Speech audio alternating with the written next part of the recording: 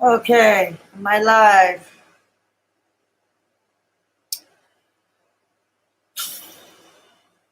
Okay. Oh, you. Okay. I see a few people starting to come in. We'll wait a few minutes before we start the stream. Those who are already here, I want to thank you for stopping by. That means quite a bit to me. I have never been this nervous about doing a live stream before. And like I said, many of you who come here know this is not my first live stream. Yeah, it's not my first live stream. Yes. 2 days ago was 20 years ago. I had stopped putting anything more up my nose or smoking anything stronger than cigarettes. And the unusual way that I straightened out in a way that I would not recommend to most people, but I had a different set of circumstances that allowed for me to get off. Um, so Yeah, thank you, Shell. Yes, but you do know what we're talking about this evening, don't we? Yeah,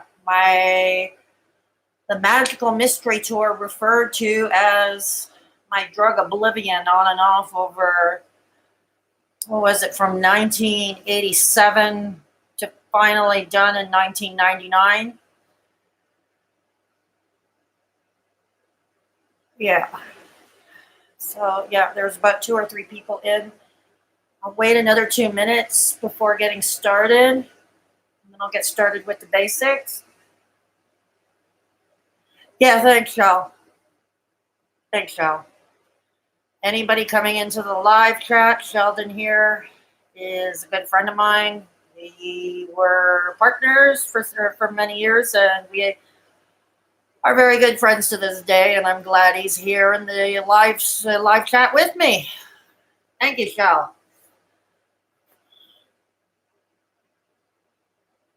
Okay, I might as well get started. I'm going to leave this stream up anyway. If anybody wants to play it back from the beginning,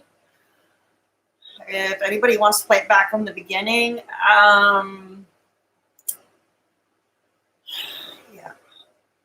I was so nervous. Yeah. See, the thing is how did I do? Like, nothing happens in the usual way with me. Well, I don't think anybody in this world.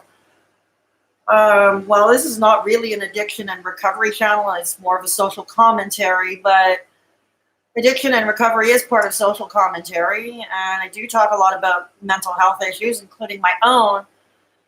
And my addiction is very much part of what happened.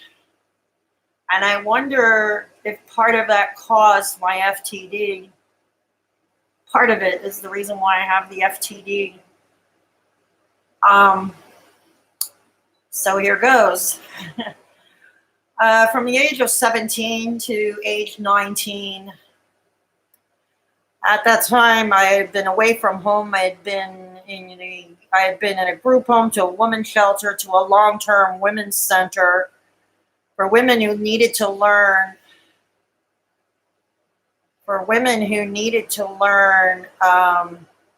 autonomous living, who needed extra support. No, it was even more structured than supervised apartments. It was run by nuns.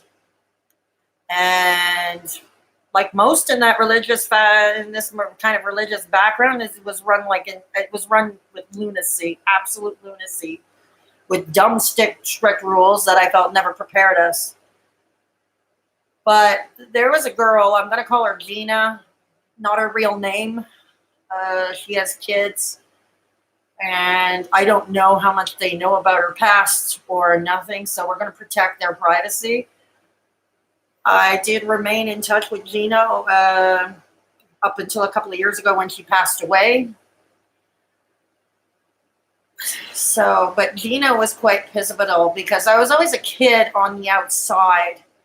in high school, and I transferred to a lot of high schools. I was always on the outside. I wanted to be a cool kid. I never was. I was bullied relentlessly, because of, hey, Rafe, great to see you. Thank you for coming. We're just getting into the beginning of this. Yeah, thanks, Rafe. So anyways, the relentless bullying. So I guess I started hanging with a rougher crowd. I started hanging with a rougher crowd because I wanted the bullying to stop. I wanted the ostracization to stop. I was always looking to fit in somewhere and never did. So I went with other misfits, and I had my first foray into pot and hash at the tender age of 15. But I never liked the taste, the aftertaste of smoking hash or pot. So, some argue it may have been a gateway drug, but not in my, I don't think so. It was in my case. No. Neither was alcohol, for that matter. I never liked the taste of beer even back in the day. And my father gave me my first glass of beer when I was 8. Yeah, it was my first glass of beer when I was 8. And yeah. And the reason he did it was because he was a high school teacher, and he felt that if he took the taboo away from booze from me before I went to high school, then I wouldn't think it would be so cool to forbidden drinks.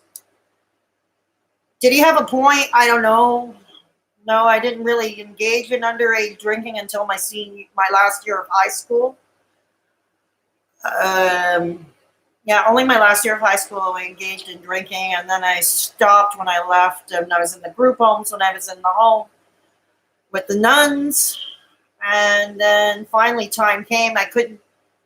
Hey, Supernova. Oh, thank you. Thank you so much. So, anyways, I'm still at the beginning in my going into my first apartment. So at 19, Gina, who was at that home with me, and I took an apartment together with another girl. And even before then, Gina was this guy's mistress. I don't know where this guy was from, but he was exciting. I can see why. He was considerably older than both of us. We were both 19, and this dude was like 35 years old, drove a Harley, married with 2 kids. And she was basically, I don't know, a kept woman, I suppose, he bought her everything, designer clothes, kept her in all the coke that she wanted or needed. And if there was food missing in the apartment, he would fill the fridge. And with some pretty gourmet stuff, too, not the basics, with some pretty gourmet stuff. And there was one night he invited us out to dinner, and then there was this private club in Montreal. It was open all hours. It was clandestine. It was literally underground. It was in a basement, blacked out windows, the whole 9 yards. I know it sounds shady, but such a club existed at the time in Montreal. Not going to give the name of the club, though. I don't know if they still exist, and I'd like to keep the drama out, you know what I mean? So that's when cocaine became a friend. It was like a lot of fun. I was learning card games in that club. And I was thinking, eat your heart out, you preppy bullies from high school. I am a cool kid now, or so I thought. I know, stupid thinking, right? Stupid thinking. But at that time, you know, when you're looking to belong, and not only belong, but you want to be considered cool, you want to think you had clout, and you wanted to have power. And I thought, oh my God, I'm with these people. It's like that. And it's also, you know, let's face it, we're all attracted to bad boys at some point in our lives, you know, especially when we're young. And especially if you were raised in a tight environment where you were raised to be a sort of a goody two-shoes, if you will. And so, you know, cocaine not only became my friend, but it was the whole lifestyle with Gina and this dude that, you know, this older badass dude with the Harley and the coke and the gourmet food. It's like, wow, we got it made. I got a great roommate. Hey, but that didn't last too long either. It was when her sister moved in. Her younger sister was kicked out of her home, kicked out of the family home, and she moved in with us. And that's when things start to go to hell in a handbasket. Not because the sisters stuck up for each other. If anything, no. These sisters fought like cats and dogs, each of them trying to use me to get to the other. And younger sister too was no time at all. Like she too was into the coke and into all kinds of crap as well. Anyways, the living situation broke down, so I moved with Gina's sister across town. Oh, another huge mistake. Because in the apartment that we moved into, unfortunately, oh, thank you, Supernova. I'm glad you're here. What we did was we needed to find an apartment fast, and we did, and we needed a landlord who wouldn't ask too many questions. And we found a place, but it was odd. The addresses were odd because it was the bottom of a duplex. It used to be a huge 8.5 room unit that was divided off into two different apartments, one 3.5 room and one 4.5 room. And we shared the same entrance. And the people in the 4.5 room, the bigger place, were dope dealers. So of course, not only we were doing the neighborly thing, as neighborly things can do between addicts and drug abusers with a dope dealer next door and all his friends and a lot of parties. And I got to admit, hell, this is fun. This is freaking fun. And, and it's like, I have clout, and it's like, oh, high school seems so far away high school seems so bloody far away. And that was a good thing, but this was not without its issues either, because it was on a residential street, there was a lot of traffic going in and on 24/7, literally, from next door. And of course, what happens, you get neighbors who call the cops and complain, who can blame them? I mean, there's traffic going in and out, there's noise, a lot of noise happening. So of course, somebody's was bound to call for a disturbance of the peace. So that was the perils of sharing the same entrance, with the mix-up of the civic addresses as well, that everybody got mixed up, delivery people, what have you, even the cops. Cops banged on the door. Like, I remember the first time, cops banged on the door, this is a raid. And it's like, wait a minute, where's your warrant? Because I knew they needed a warrant to come into our place. He said, this is a raid, this is a bust, we don't need a warrant. I didn't know any better at the time, and sure enough, indeed, because we shared the same entrance and there was nothing for them to suggest we had nothing to do with next door, we kept our mouths shut and they went tossing our place. I thought, okay, that's it. We're done. Okay, we got to move out of here. We got to move out of here. This is not good for us. We're now 20 years old. We've got to start thinking about our future. We've got to clean up. We got to clean ourselves up. We can't stay here. She disagreed with me big time, and even the men that she was starting to bring in, again, with the much older men. There was even one time that she tried to drag me for dinner. She tried to drag me out for dinner with a couple of older dudes, and I said no, and everything felt in the pit of my stomach. This is not a good thing, and I don't want to go. And I ended up not going. But I was hanging back with the dope dealers next door. Because then I didn't move because I didn't know where to go. I had nowhere to go. Excuse me. And I didn't know where to go. And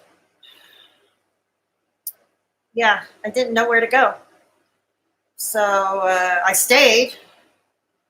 But it was getting ridiculous. I mean, she was bringing the men home. I started suspecting she was into prostitution or escorting, because of older men, a lot of older men, that I would never see again more than once or twice. And I always felt he was bringing that into the home, and it's like, no, I can't do this. I can't deal with this. Hi, Hearts Love. I'm glad to see you. Anytime is a good time to show up, Hearts Love. So, yeah, so I had good reason. I usually have great instincts, and my intuitive skills are up. And I was convinced that she was doing prostitution in our apartment as well. Definitely sure. And I still believe this to this day. So anyways, I had met some other friends. He was the brother. They were two brothers of another woman I stayed at that home, the nun home. We're going to call that home the nun home, the group home for women I stayed at, because it was run by nuns. We'll refer to it as the nun home. So there was another girl at the nun home, and she had two brothers, and they lived not far. And they offered to take me in. They said, no, this is not. They agreed. I mean, they thought she was a lot of fun and she was sexy and all that, but they also felt that that it was not a good environment for me. So they took me in temporarily, but I couldn't stay long at all. I couldn't stay long. And then lo and behold, there was a woman who needed a babysitter who was not far. She needed a live-in babysitter. She was exchanging room and board. If you asked me, it was cheap labor, and I could have nailed her. She was paying a small pay per hour also every time she left the home, and I would have to watch her kids. But lo and behold, how old was I by then? 20. I was 20 going on 21 by then. So I moved in with her, but lo and behold, she and her brother worked in a bar. In fact, the brother was the manager of the bar where she worked. A lot of dope there, and a lot of dope coming into the home. I mean, and unfortunately with that she was also epileptic. So she would throw seizures quite often, despite the fact that she was on medication. She was on anti-seizure medication. She was snorting a lot of coke along with it, would be contraindicated. And back in those days, even coke, was laced with speed and all kinds of crap, So, of course, me and the mother of these children would be snorting until social services came along, and then I had to move out. And with that was my ex-roommate had found me, and it was not good for the kids. I had to leave. I found myself having to leave again. I ended up in a woman's shelter because I had nowhere to go. And then one of the brothers that I lived with before the babysitting gig had said he was going to take me in. He was moving to another place. He was taking his own apartment, and he offered to let me move in with him, share the place. He knew that I wanted to go back to school. I wanted to start university as a mature student. And so so after my 21st birthday, he took me in. Now, while he and his brothers, they were smoking pot and hash, and they liked their beer, but to me it was nothing serious. I didn't really partake. The important thing was they were not doing any coke. They were not doing any speed. I figured, okay, this could be a good setup for me. I could go back to school. He was paying most of the bills. He had a soft spot for me. We're going to call him. Let's give him a name. We'll call him Phil, okay? Because, again, for privacy, he's still very much around. So Phil was, Phil had a soft spot for me. He wanted to help. He felt some kind of responsibility. And he didn't want me going back to that. So I thought I was really on my way. I was taking job training. I took a 6-month contract as a secretary. And I was about to enter Concordia University as a mature student. Thank you, Sheldon. Thank you, Shel. Hearts Love Supernova. Everybody else, meet Sheldon, who I introduced. He's my ex-partner, and he's a very good friend of mine. And he's here for moral support as well, just like you all are. Give him a big welcome, please. So with Phil, it was nice. I mean, that's okay. That's okay. Watch it from wherever you like, Shell. It's okay. So, anyways, back to Phil, and he was like, it was a nice life. It was a boring life.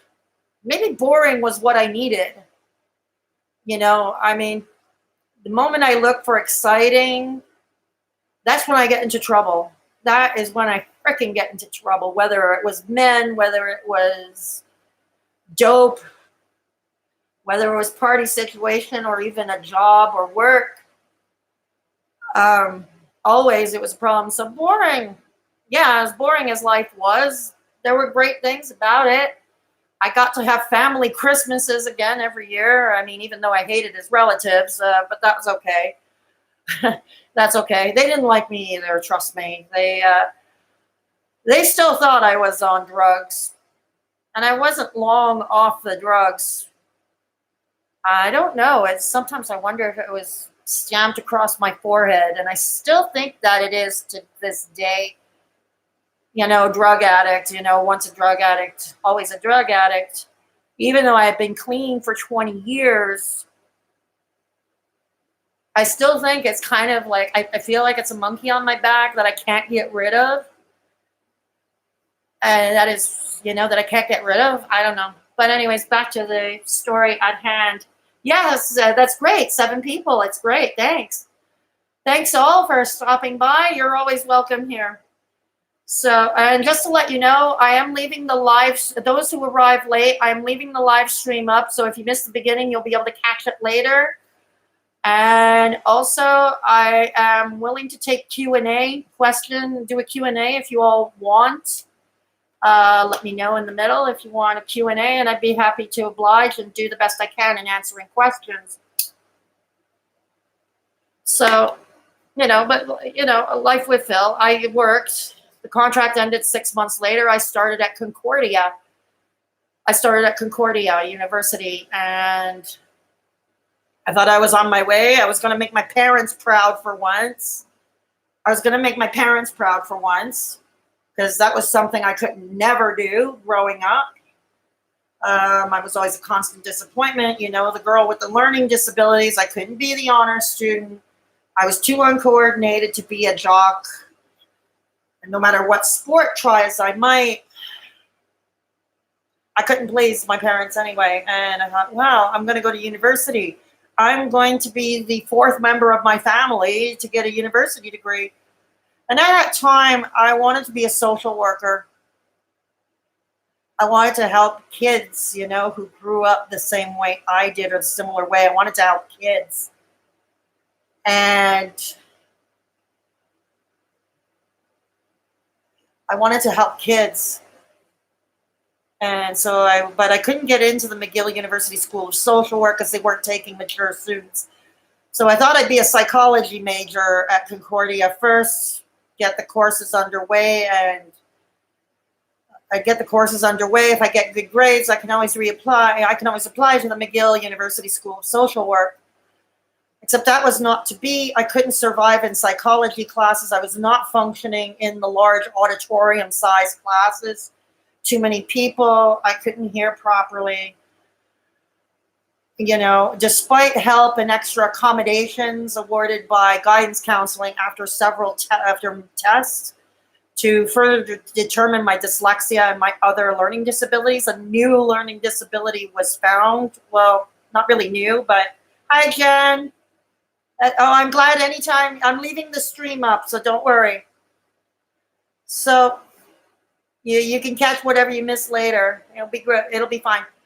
So I thought, okay, I'm fine. I joined exactly, Heart's Love. I couldn't function. And it's not just academically, it was socially too. I never could function in groups. I always had generalized anxiety disorders. And like I said, a new learning disability was found. Okay, a new disability was found. And it was an auditory processing. And I finally understood what was happening, because more often than not, even when I was speaking French, which was my second language, usually when you're doing with a second language, people understand more than they speak. Me, it was the opposite. I spoke more than I understood. So there was another learning disability discovered. But anyways, I'm not going to continue with that. But it was still, it's despite the extra accommodations I was awarded at school, I still didn't function well. I changed my major again the following year. I was on academic probation. I changed my major to political science.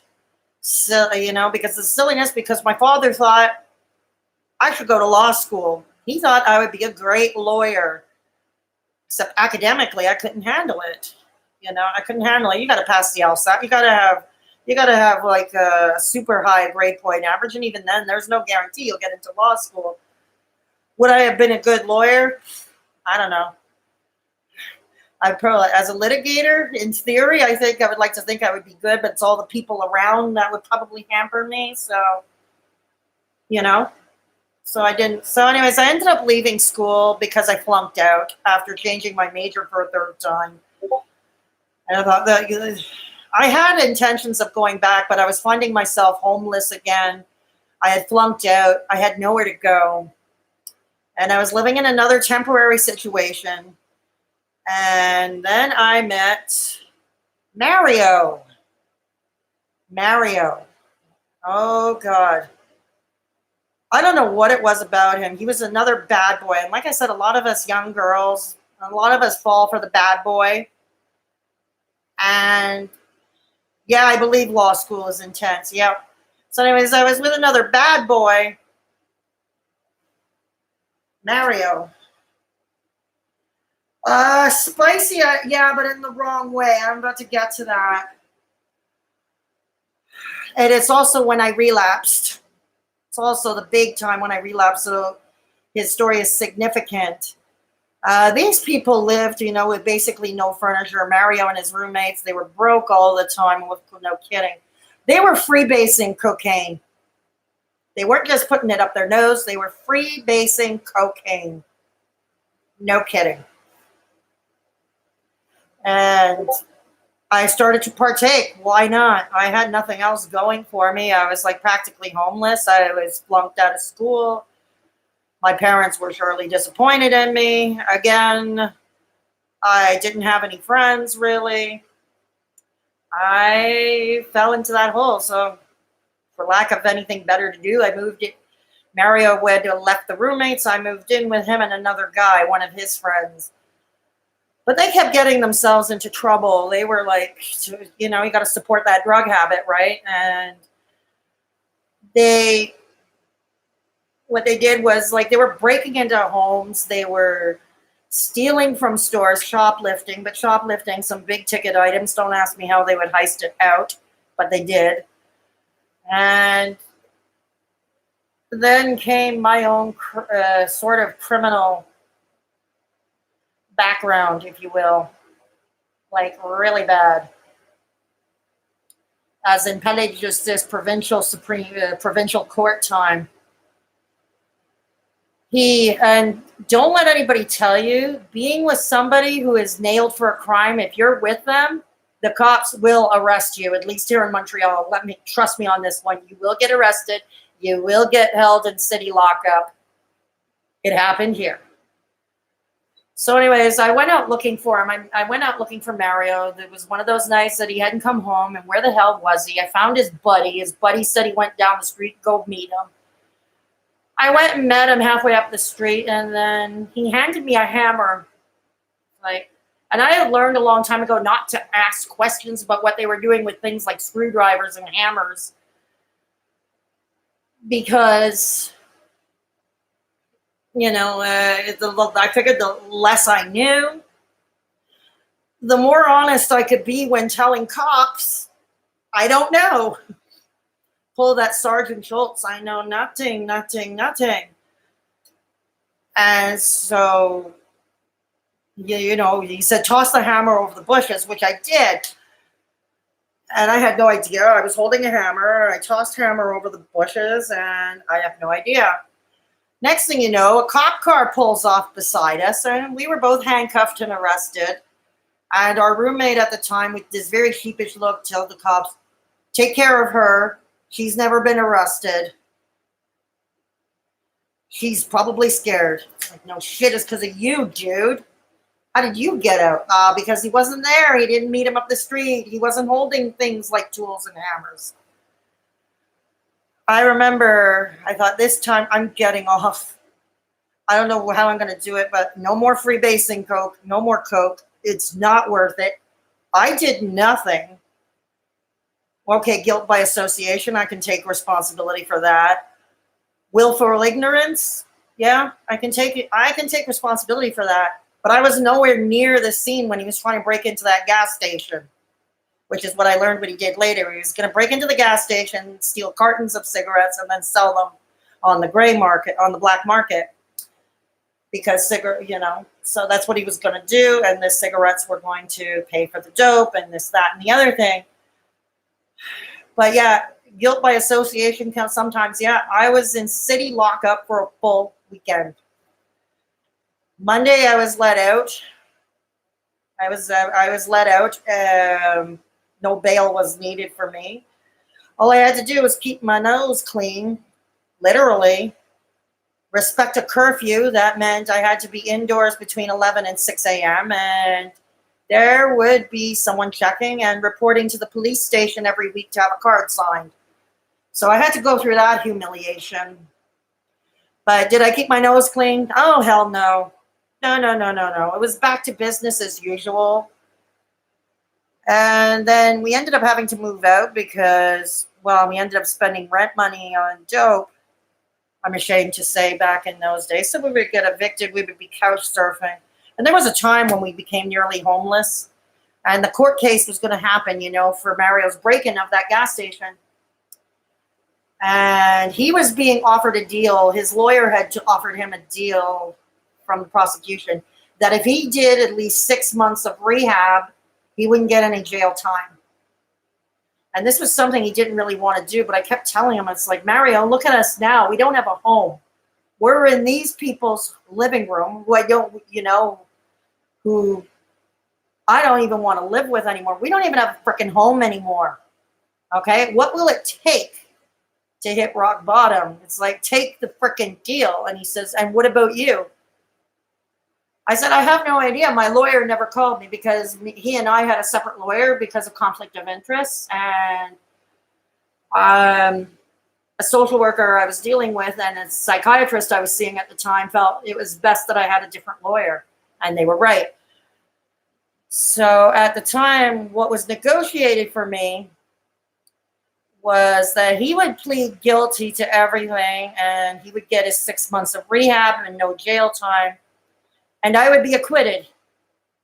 I would be acquitted. And you can't imagine the sigh of relief I had when I heard that I was being acquitted. It's like, oh God, thank God, I'm being given another chance. I'm being given another chance. That's it. It's done. That's it. Because having a B&E charge can be hard to get pardoned for. So, thank you, Hearts. Thank you, Hearts. So I was back. Mario was in rehab like he was supposed to, and I took an apartment in Verdun. And I thought, I can get myself clean off the freebase, but withdrawing from freebase coke is difficult. Okay, withdrawing from freebase is very problematic. Terrible withdrawal symptoms. I had muscular pain, and I was wondering, holy hell, this is not worth it. And I'd be looking back, it's like, why the hell was I freebasing in the first place? It's a more expensive way of consuming cocaine. And all it is basically a 5-10 minute rush and a buzz, only to get paranoid afterwards. And I was watching Mario and the roommate getting paranoid. One was like, the cops are at the door. The cops are at the door. No, they weren't. Nobody was at the door. And the way that they would crawl on hands and knees looking for any rock that might have fell out of the pipe. I mean, no, not even I resorted to that. Not even I resorted to that. And I thought, oh God. But the more they were doing this, the more anxious I was getting. The more my anxiety, the more nervous I got. It's like I need something to calm me down, and there was nothing around to calm me down. There was no pot, there was no hash because these dudes didn't do pot or hash. I was pretty much dependent on the both of them in every sense of the word, financially, everything, dope wise, everything. And I think the only one benefit I had was I never learned how to cook cocaine rocks for freebase. And that's probably what helped me not knowing the skill. And then, but like I said, he moved into rehab like he was supposed to. Mario was supposed to move into rehab. And I took a place in Verdun, but he didn't stay long. I found him after a week. He was near my apartment. It's like, what the hell are you doing here? You're supposed to be in frickin' rehab. You're supposed to be in rehab, dude. Why are you here? And he says, well, I didn't like it. They want us to talk about our feelings, and you're supposed to hold your feelings in because that, and I think I stopped listening afterwards. That, okay, yeah, but that's part of recovery, dude. You're supposed to talk about your feelings, what got you into the dope into the first place. Like, even I had this wisdom. I was freshly off, and even I had that kind of wisdom to know this. But the problem was I still loved him in some weird way. Not in love with him, but I don't know. Anyways, I felt for him and I took him in. Against my better judgment, I took him in, but I had rules like no drinking in the house. Not that alcohol was a problem for me, it wasn't, but I didn't like it when he got drunk because he would get violent when he gets drunk. When he would get drunk, he would get violent. And that's why I said, okay, no alcohol. I don't want no freebasing in the house. I want none of that crap in my home. I want this shit not in my home. And I'm off it. You want me to stay off it? You've always told me you wanted me off it. So you don't bring it into the house. You don't bring it anywhere near me. We'll get along just fine. Well, that didn't work out because I had nervous, and I was nervous because surely the detox center where he was at would have notified the local police service that he had AWOL'd because it was his sentence to remain there for 6 months. That's what the judge had ordered. So while these drug rehabs don't have locked doors, if there's a court order, they have to notify the authorities. Which oddly they never did, or if they didn't, I don't know. But it took them 5 months. And it was me who reported him to the police. It was me. I had gotten pissed with him because I found him with the girl living downstairs in the basement. They didn't even bother trying to hide it. Lights are on, no blinds, windows are open. There the two of them were naked going at it like rabbits. Holy shit. I can't do this. I reported him to the cops. That's it. I risked my own. Because I was angry. It was the fact that I was risking my own. I was aiding and abetting, basically. You understand? I was aiding and abetting. And I could get arrested for that. I can be convicted in a court of law for something like that. Would I get a harsh sentence? I don't know. Depends on the judge. Depends how the judge feels. But there was no way I was going to do that, And what, he's cheating on me with some young chick who was barely out of her teens? No. And that's why I reported him to the cops. It's like, get him out. But then I ended up with having a panic attack that was so severe that the janitor called the ambulance for me because I couldn't speak. I was pretty sweaty. I wasn't looking good. I was in pretty bad shape. So I ended up in the hospital. The hospital offered a rehab program at a place called Do Re Mi for 2 weeks. Thought it might do me good to go away for 2 weeks. That it would be a pretty gentle environment in that, but you will have to pass a urine test because over there they insist on abstinence before going in, which I find absolutely ridiculous personally. Oh, thank you, Sheldon. I find it absolutely ridiculous that, having somebody completely abstinent. I mean, you're going into a center like that because you can't get off the drugs, you can't get off alcohol, you need help. And they're insisting on abstinence? That's crazy. But at that time, I think it was pretty much out of my system. I wasn't going through the withdrawal anymore. That panic attack was just that, a panic attack. He finally got out of jail. Mario finally got out of jail. He got out on bail somehow. I think it was his mother that bailed him out. Well, no, exactly. Exactly, Supernova. So when he got out, I took him back in. Yeah, I know, just call me doormat. I took him back in. I don't know, I think I was feeling pretty lonely, and I was thinking, you know what, he's the best offer I'm going to get. So I took him back in. And for a while, he was behaving himself as well. He was behaving himself. He wasn't having the violent outbursts. But unfortunately, he had to have his beer with him to keep him from, but it was odd with him. If he was on withdrawal from alcohol, he got violent. If he drank too much alcohol, he got violent. It was no win with him and alcohol. And he didn't want me drinking any alcohol. I wasn't, with him, I wasn't allowed to drink alcohol. Not that it was really a big thing for me. I never understood the thing of alcohol because I find alcohol to be depressing, or you get very sloppy and giddy and embarrassing, and that's not something I like.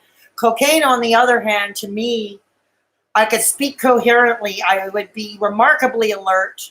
I can still speak on any topic of conversation. But things came to a head afterwards when he got really violent. And I had to leave, and he was threatening to leave me, and I had no money, so I was trying to put some cash aside. I had gotten checks from family, and I was putting the checks aside. I didn't tell him about the checks. I put the checks aside. I was preparing that for my escape. And I needed an escape. I need to get out. And fortunately, my old friend Robbie, who I knew, he was great. He passed away in 1997 from cancer. But he was great. I wasn't exactly a great friend to him during the Mario years, during the drug years, but he was glad that I was alive, and he wanted me out from under him. So Robbie and his mother helped me leave. They helped me escape. They let me stay at their home for a couple of nights.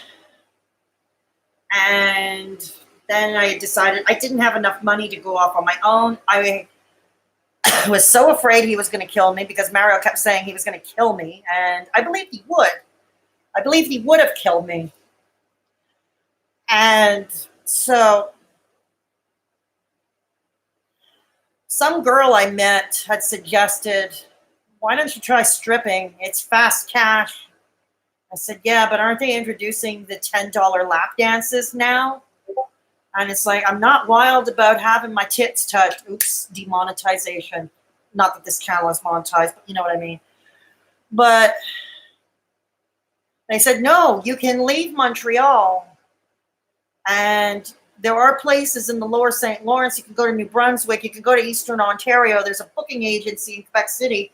They'll send you all over the place. Transportation will be provided, provided you pay something to the drivers. They have drivers. Great. Okay. I can try that for a while. By that time, I was thin as a rail. I said, but what about my face? It's like, they said, no, you have got great hair. You've got great, really long hair. You've got a great body. You're slim. You're very slim. Folks out in these rural areas are going to love you. And, and your personal, you can talk about any subject with some of them. It's like, they're going to love you. So, all right. Nothing to lose by that time, I mean, and it's funny. This is a girl. You're talking to a girl who hated phys ed class in high school because of the communal showers, largely in part because of communal showers. Watching other girls gawk at you. I mean, I was always overweight as a teenager. I'd be gawked at, but I thought, okay, no, I look good. I'm super thin. All right, I'll do it. He called her connection up in Quebec City. He called me. He on my I had a pager at that time. I suggested to get a pager because I could get calls from the booking agency. It's all right. Let's go. Let's go. And this continued for a couple of years. And in all honesty, I mean, I was hammering down the coke and speed, but no more freebase. Yeah, I had promised myself never get back into freebase, but I never promised myself I wouldn't put it up my nose again. And that's what I did. It kept me awake. It kept me going. It kept me in that party spirit, even though I was feeling like crap. Alcohol would make me sloppy. It would make me forgetful. It would make me, but coke, on the other hand, heightened my alertness. Speed, with the help, heightened my alertness. I had no appetite at that time, so I probably screwed up my metabolism big time. And I continued going. I continued going. And yeah, hang on. Am I buffering? Okay. So I continued going. Like the Energizer. I was worse than the freaking Energizer Bunny. And at some of these smaller clubs, you're also serving tables. So that was a good thing too, because if it was slow and not many clients want table dances, you could get tips from serving drinks, right? So you can get tips from serving drinks. So you can, fast cash. I was able to keep up with the dope. And then finally in the Lower St. Lawrence. Oh, thank you, Hearts Love. So down in the Lower St. Lawrence, I had met a guy. And he was considerably older than me. But he was nice. He was sweet. Little did I know he was a gangster, but he was a nice gangster. He was a nice gangster. I'm not going to tell you what gangs he was, whatever he was doing. But back in those days, he had clout amongst that world. He had clout. I only learned how much later on. But he was very protective of me. And that's what I needed, because I never had that sense I was being protected. Oh, thank you, Shell. I never had, and this is the thing I wanted from childhood. I was never safe at home or at school or anywhere. And I didn't feel safe in adulthood. And here was this guy. We'll call him Marcel. I don't know if he's still alive even to this day. I don't think he is. He had a heart condition back then. But he has kids. So we'll call him Marcel. And Marcel, he was like very protective. It's like he knew me. He knew what I needed. Knew what I wanted. One of the few didn't try to force sex, at least not right away. He would pressure me later, of course, because they all do at the end, right? They pressure for sex. They all do. But it was fine. It was fine. He always made sure if I had a slow day, he would make sure that I was fed. Kept me in as much coke as I needed, especially to go through the lull of the board when the club in question was dead. Yeah, I know. Yeah, nice gangster protector. I know. Oxymoron. Oxymoron. But at that time, life was fun with him, and he took care of me. It was weird, but it was a weird sense. But and I always waited for the other shoe to drop. It's like, because guys like that always tend to want something else in return. And Marcel, as it turned out, was no exception.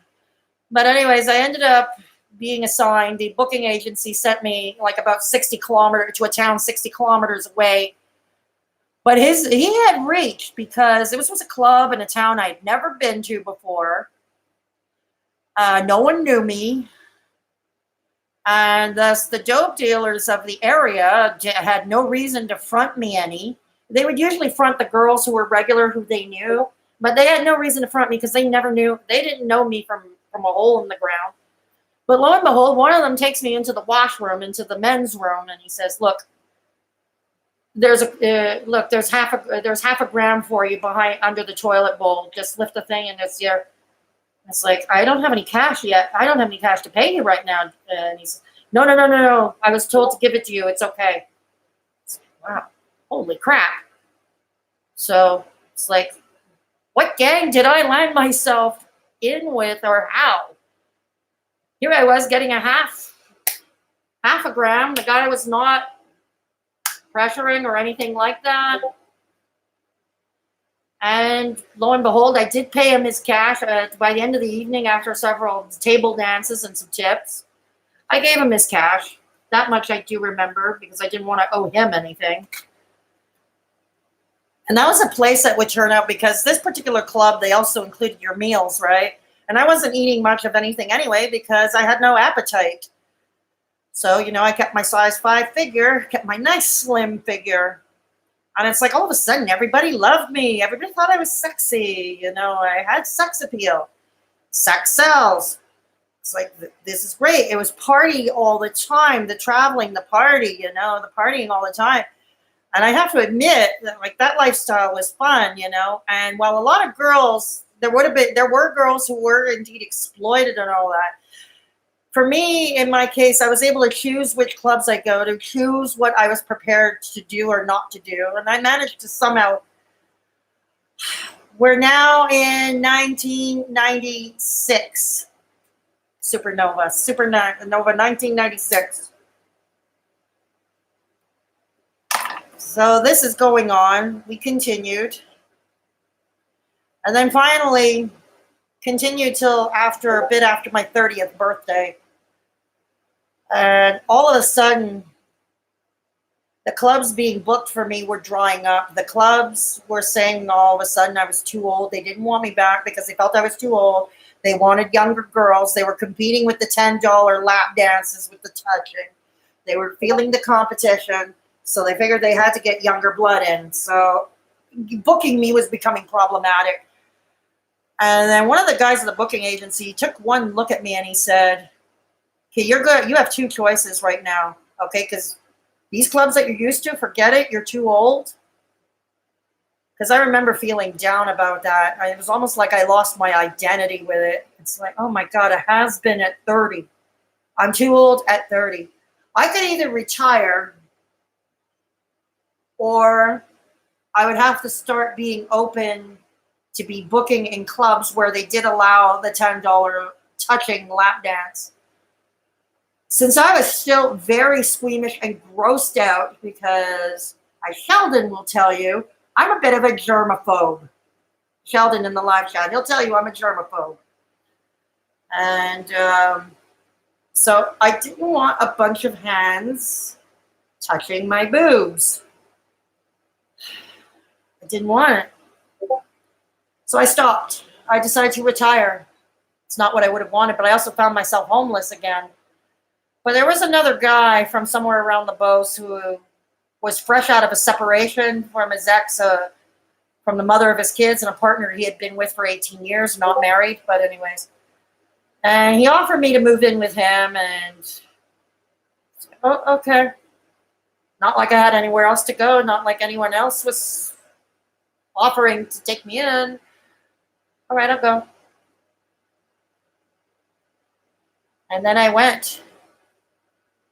And by that time, Robbie had passed away. He had passed away about a month or so before. So I couldn't get help from Robbie and his mother, obviously.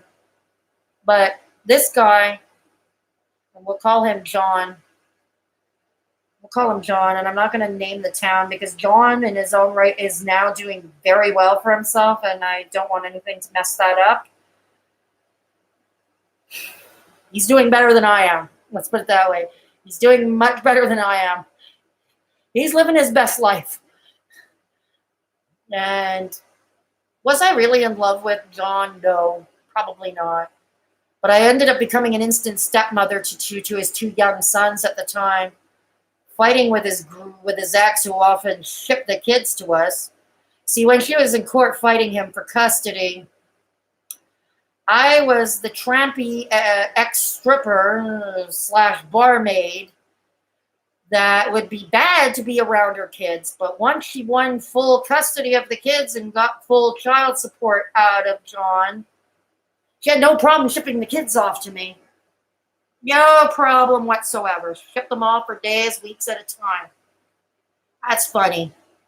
Because I remember thinking to myself, oh, I was a tramp, I was a stripper, I was a druggie, I was a party girl, and I was too immoral to be around her young sons, and I would be a lousy caregiver. But hell, once court is done and she's got her full child support, I was all of a sudden going to be stepmother of the year. Anyways, there was an incident later on, which I won't get into. But as he found out he was losing his home, he and I both got into the coke more and more and more and more. Going into the cocaine and more, because what else was there to do, right? I mean, it was pretty much the only thing we had in common left. It was pretty much the only thing we had in common. And I thought, oh God, no. It's like, we're about to lose the house. He could lose visitation with his kids if I didn't behave in a manner they liked. It didn't help that his mother, who lived next door, hated my guts because his ex was the daughter she never had. And I was blamed for taking her away, so to speak. I look back now, like back in the day I was in town. No, he brought me in after he separated from her. Did he separate from her because of me? I don't know. And nowadays I don't know, and I can't really spend too much time answering that question because what's done is done, and I'm long since gone. John, like I said, nowadays has a good life. He's leading his best life. His boys are grown up now. They're both in their 20s. And, but I still, wonder. And not any guilt. It's just, and this was a small town, one of those types. I mean, if anybody knows small villages in the province of Quebec, it's one of those type of deal where you have one bank, 5 bars, and 10 churches. One of those types of deals. It's the type of place where if you're clipping your toenails, the whole neighborhood knew about it within 20 seconds.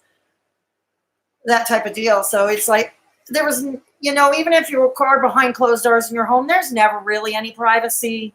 Somebody finds out something, rumors always spread. And I was the favorite topic of conversation a lot of the time.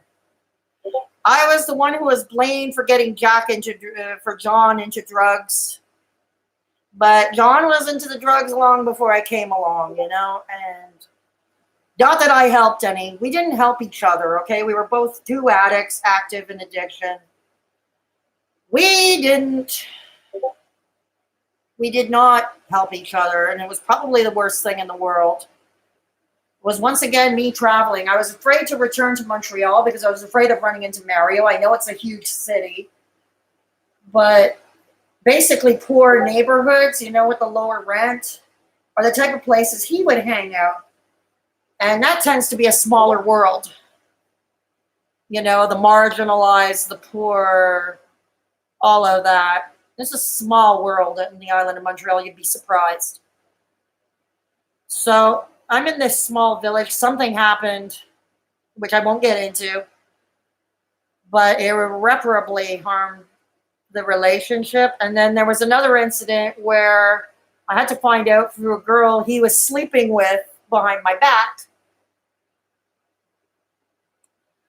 that I had to go and have an AIDS test because the girl he was sleeping with was HIV positive. Shit, how did I get to this point? I mean, my mother was a social worker who worked with AIDS patients. That was her specialty. She worked in a hospice wing for AIDS patients way back in the day. She taught me everything. And she was the one who taught me the basic rule. These days, when you sleep with somebody, always remember you're taking who they slept with to bed with you and who they slept with before, and so on. This whole pyramid thing. It's like, I knew this. I knew better than this. But I had no idea he cheated on me with a girl who happened to have been HIV positive. So it's like, oh God. I'm gonna have, and by that time I was already fixing to return to Montreal, despite my fear of finding Mario. There was nothing left. I literally felt I was being run out of town. I'm telling you, it's that quaint, that antiquated, the culture. I was literally being run out of town.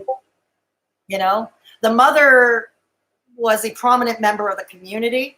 Everybody's going to take her word over the tough bar chick from Montreal. It was horrible. And I was even dealing dope back then. I don't know how that flew under the radar, but that was the only thing that flew under the radar. I was selling dope for a local dealer at the time. And I wanted to get away from that too. I wanted to get away from everything. Too much crap had happened. The AIDS test I would need to have done in Montreal anyway, or in the city of Sherbrooke, because they weren't offering it in the town.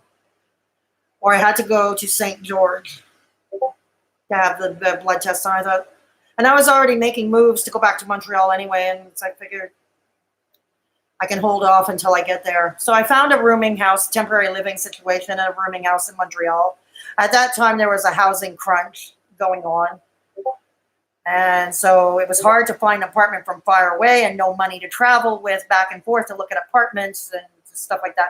But I found a rooming house situation. I figured once I was situated back in Montreal, it would be easier for me to find more permanent arrangements, permanent living arrangements. I wanted away from the coke. I wanted away from it, everything. I just wanted gone. I wanted to forget that bad memory that was happened and that with John. I wanted to forget it.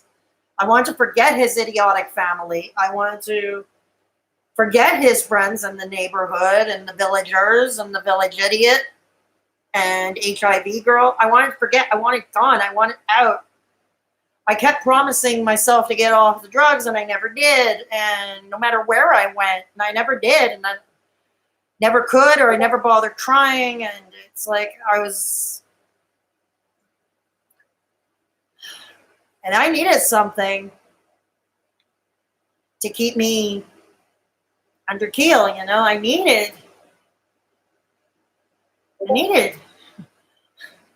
But I wanted to get away. And I finally did. I moved back to Montreal. I was already registered in a training program to go study pre-press for the printing industry. Yes, they still did pre-press back then.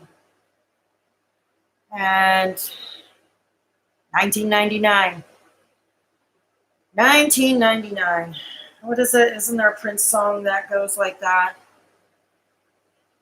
Party like it's 1999. Well, I was trying to stop partying like it was 1999. I was terrified. I was terrified to running into Mario. I was terrified of living in a rooming house with strangers. I was terrified of attempting a training program. I never really liked Montreal, and I was going back, but it was my hometown and it was all I knew. Something always pulled me back to Montreal somehow, even though I hate it. Don't feel at home here. I still don't feel at home, and I would move if given the chance. But anyways, the preparations to leave and the big life changes. I wish I could say then and there that day that I came back to Montreal was the day I had my last snort. But that wasn't too true. I did have a brief relapse because John would come to visit every so often. He wanted to know. Yeah, I was like YouTube, right? Chaotic. It was like YouTube. So, yeah, John came to visit. Like I said, John, not his real name, because he is the mayor of a town. But anyways, and he is living his best life now. And he came to visit. He was trying to save whatever was left, or whatever he thought was left of our relationship. He didn't want to let me go. He wasn't prepared to let me go. And I started seeing someone else at the time who was another addict. Pat. He was another addict. Crap. I know. Birds of a feather flock together, don't they? But then somehow. So yeah, I was doing it a bit, and then I finally was done. End of July 1999, 30th of July, I was done. I was still with Pat, but he knew to keep the stuff away because Pat actually genuinely wanted me to be sober. He wanted to get sober himself, and he thought I could inspire him. But that wasn't to be either. I stayed off somehow, but he did not. He went to a detox and then got out and relapsed. I have no idea where he ended up. And I ended up single for a while again. I was going to the pre-press program, having trouble adjusting. I was having trouble adjusting to the rooming house. And there was coke going around in that rooming house, but at least they kept it in the basement. They kept their partying in the basement. They never brought it upstairs, and I was never invited to their parties. But still, I found it excruciatingly difficult living upstairs from that. Yeah, by then I was 30. 32, to be precise. I was 32. So I come back, and I was living above these people. I was living above these people. And I found it difficult. I knew what they were doing downstairs, and I was thinking, I want to join in the fun downstairs. I want to join in the fun downstairs. I needed to forget. I wanted to join their fun. I ended up having to move out because I couldn't handle living with all these people. I couldn't handle the people who ran the rooming house, especially the dude who was running it, the husband. The husband was an asshole. And so, oh, thank you, Supernova. Yeah, I'm sorry you had a rough time too. But yeah, I could have easily, I don't know, what could I have done? The addict in me could have simply have headed downstairs and bought coke off them. They wouldn't have turned down the money, but I didn't. Oh, thank you, Supernova. Thank you, much appreciated. So, what was I to do? It was like I couldn't get away with it, I couldn't get away from it. Try as I might. Move away. New set of people. New living situation. New activity. But what was I to do? Seriously. Yeah, I don't believe in Satan, though. That's the thing. As a matter of fact, I'm agnostic. I did try Narcotics Anonymous in the past, or the other times I tried to get off. That's okay, Supernova. You didn't know. You didn't know, Supernova. No, it's okay, Supernova. No need to apologize. No need to apologize at all. Don't worry about it. You didn't know. You didn't know.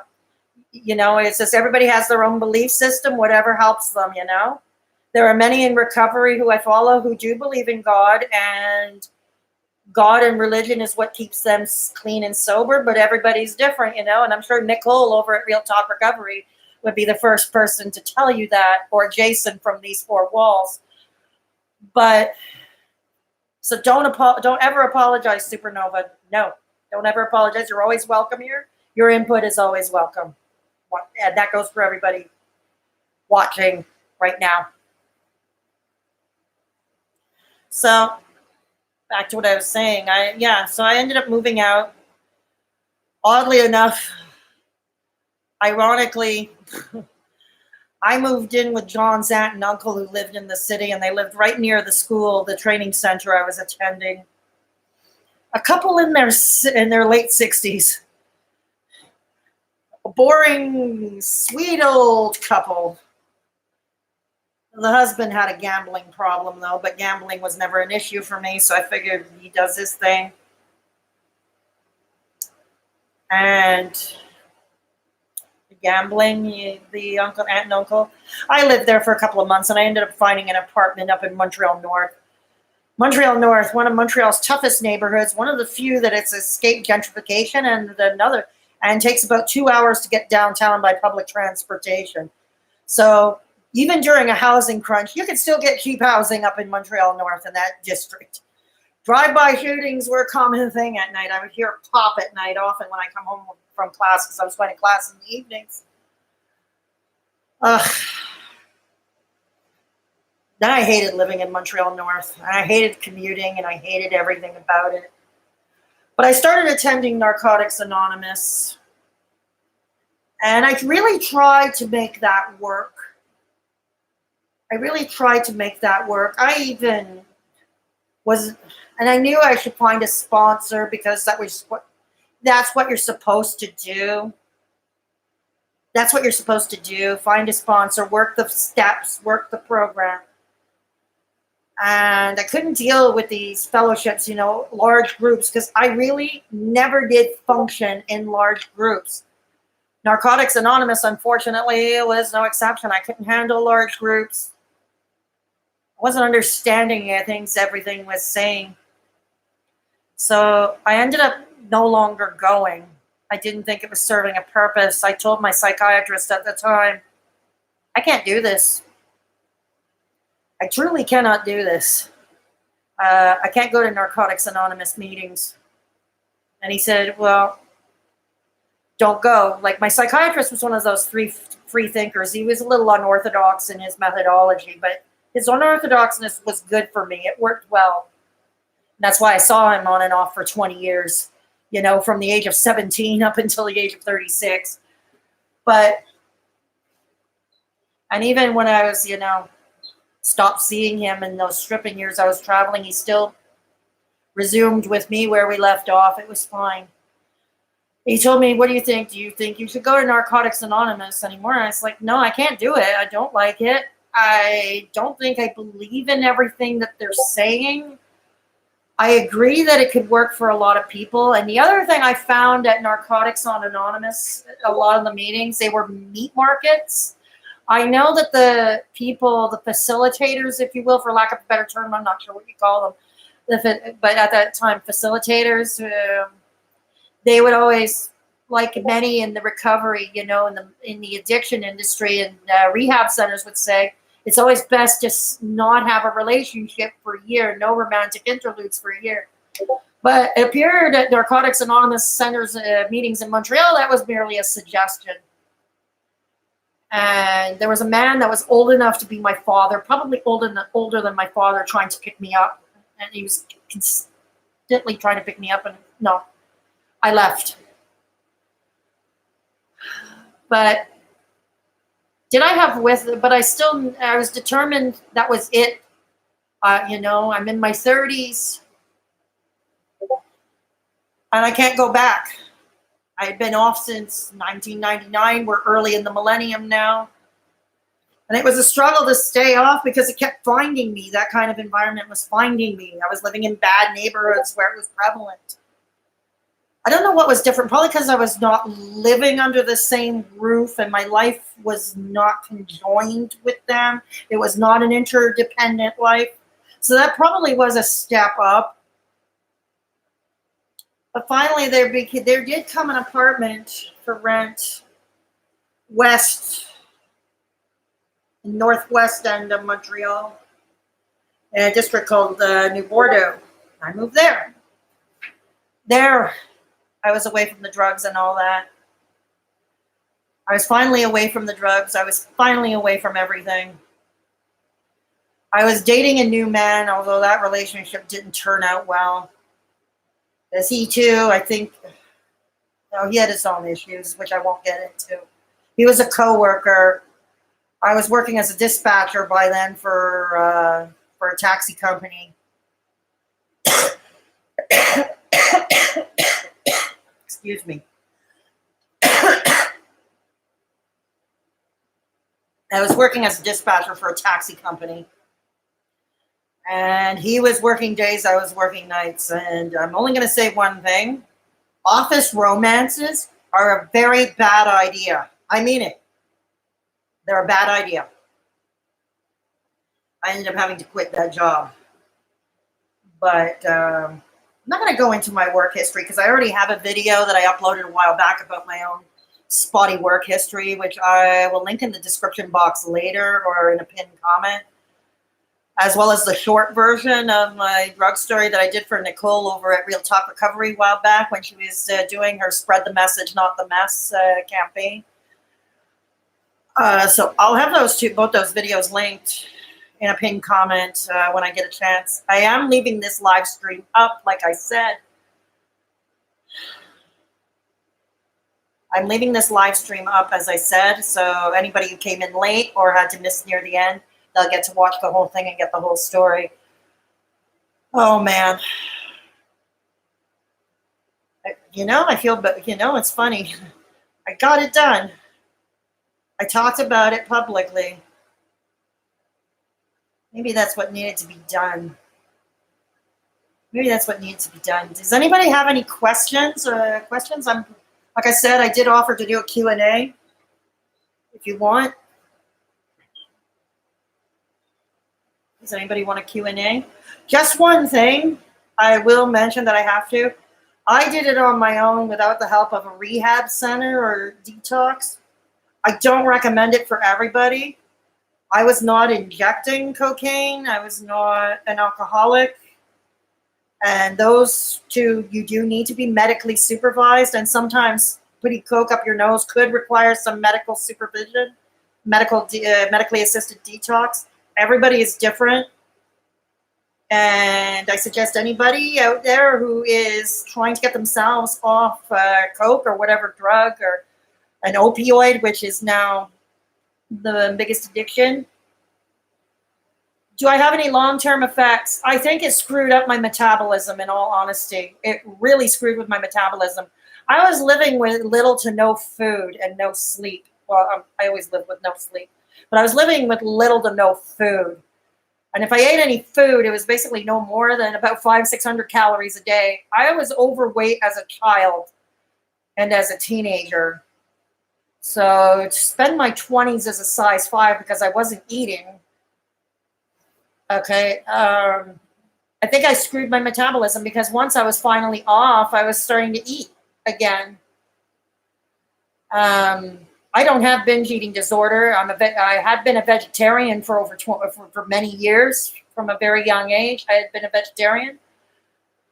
And I ate a relatively healthy diet.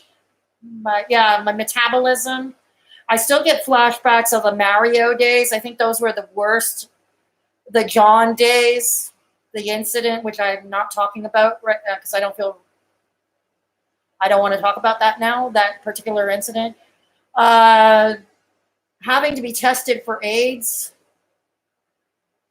I'm kind of feeling stupid about that. I mean, I tested negative after a 2-year period, but I feel stupid about that after all. My own mother had worked with AIDS patients and had explained to me how it worked. Do you try to not go to places where there are drugs? So, like, if you take it once. Okay, this is one thing that is lucky for me right now. I have no idea where to go right now to this day, where I would go. If I were inclined to seek it out, I have no idea where to go. I probably would if I put the effort to it. I'd probably, seek and you shall find, they say. But I'm not seeking, and therefore I'm not finding. I have been struggling a lot lately, I find,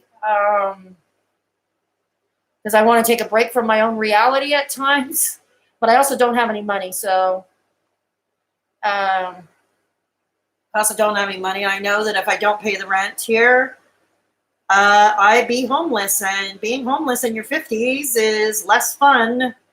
I mean, it's never fun, but it's not even an adventure, when you're young, when you're older, I've been in this apartment for 10 years. Yeah, thank you, Supernova. It has been particularly rough for the last few weeks. Let's just say the worst thing that could happen did. And some of you who were in that live stream a couple of weeks ago know about that. I'm not going to dwell on it because it's just going to upset me. Because I don't want to have a meltdown on camera. Thank you. I will do that, Supernova, on Twitter. I'll DM you on Twitter. Yeah. Um, yeah. Thank you, Supernova. Yeah. So it is a rough time, but I am. Thank you, Supernova. Hugs to you too. Hi, hearts. Oh, thank you. Thank you, hearts, love. So yeah, talk about. I can't really talk about the thing that happened. Some of you already know about it, and I'm not going to rehash. One, I don't know. But the worst thing that could possibly happen did. I don't want to get into it. Thank you. No, but if anybody has any Q&A about my own drug story and my recovery and my false starts and my hits, that I'm happy to do. I'm happy to take. I promised I would take questions and answers, and I would be happy to do so because I always felt that the more questions you ask, the more you learn. And I'm hoping that with my story, I have age restricted this live stream because I don't want minors looking at it. But there were adults that, young adults who I hope can learn from what happened to me, being in the wrong crowd, particularly the temptations. When you were a misfit as a youngster, you were bullied and all that, and the temptation to find yourself in, a rather unsavory groups of people, and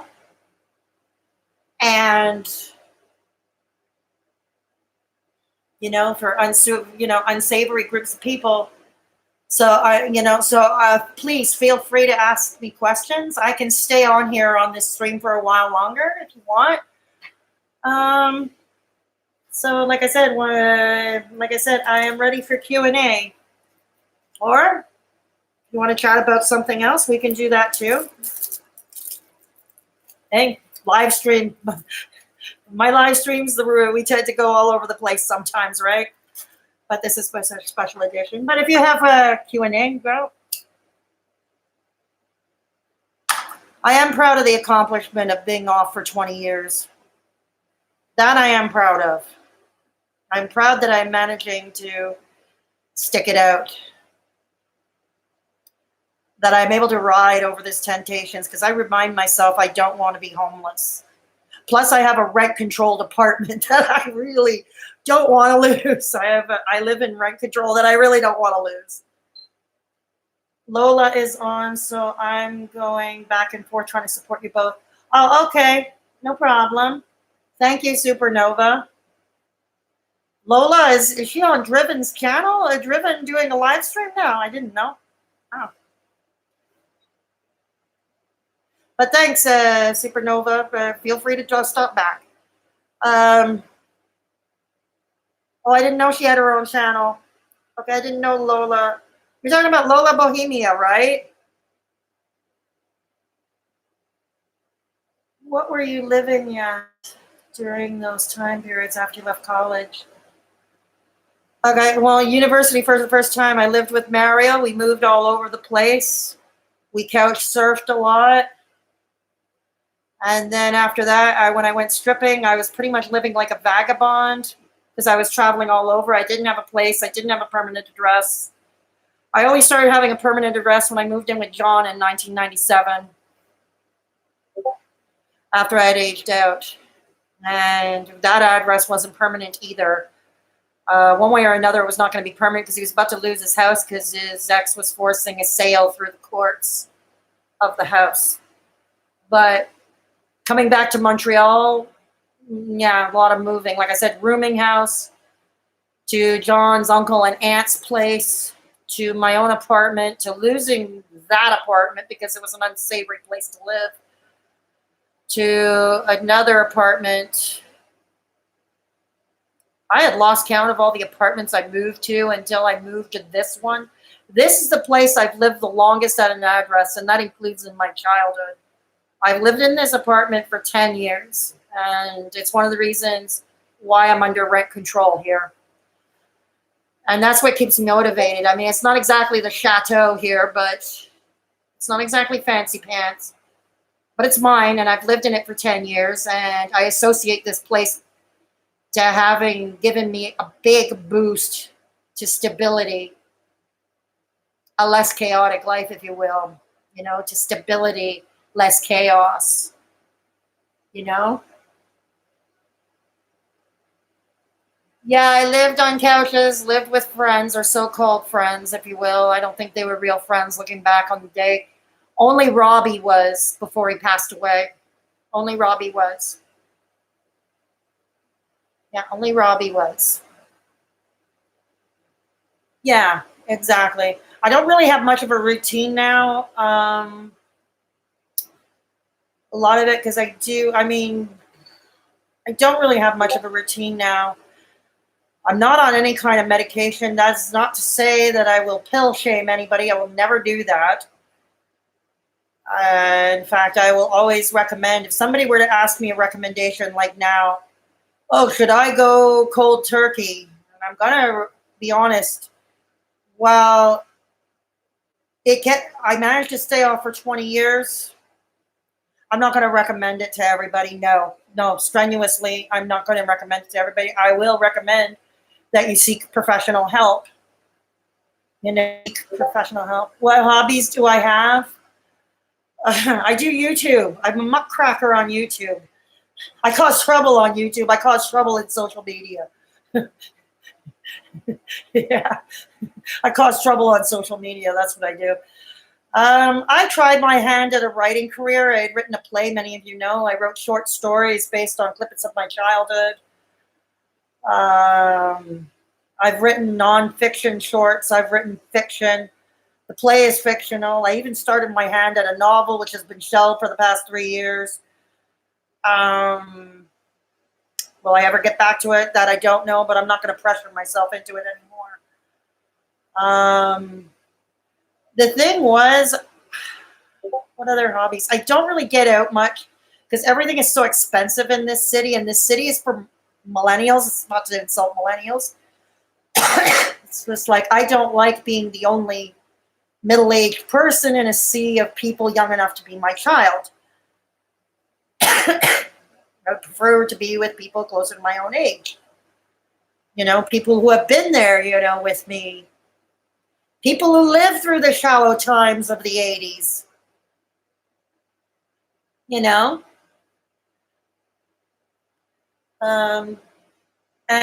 I had a muse, or I called him my muse for writing, but I don't know. I don't feel inspired to write really anymore. I don't. What are my other hobbies?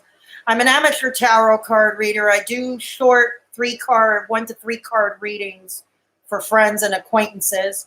I don't do it professionally, although some have suggested the woman who taught me how to read the tarot thinks I should go into it professionally. She thinks I should do it for money. I'm on the fence about that. She has more confidence in my capability than I do. The FTD keeps me close to home, especially in the mornings, because the mornings is when I deal with issues, the headaches, the confusion, and all that stuff. It's when I tend to forget more of my tasks. So, but at least I still have the fortitude to know that it's a bad time. So I try as much as possible not to set any appointments, not to take public transit, and not to turn my stove on. And if necessary, not to make coffee until it passes. I love my caffeine, I would like to see an in-depth story about stripping and what it's like, and maybe about how you stayed sober for 20 years. I can talk about how I stayed sober for 20 years now, because we're on the topic. I can talk about that now. My stripping career will be another video, but for another time, because I don't really feel ready to go into details about that. Because there are people whose privacy, even 20 years later, I still have to protect and I have to think about. But so I don't know how to approach that. But I can tell you how I stayed sober for 20 years. It was not willpower. I managed to stay away from situations. I had to stay away from people who were in active addiction. If somebody came up to me and told me they were new into recovery, I would try to help them as best I could. I would lend a sympathetic ear to them.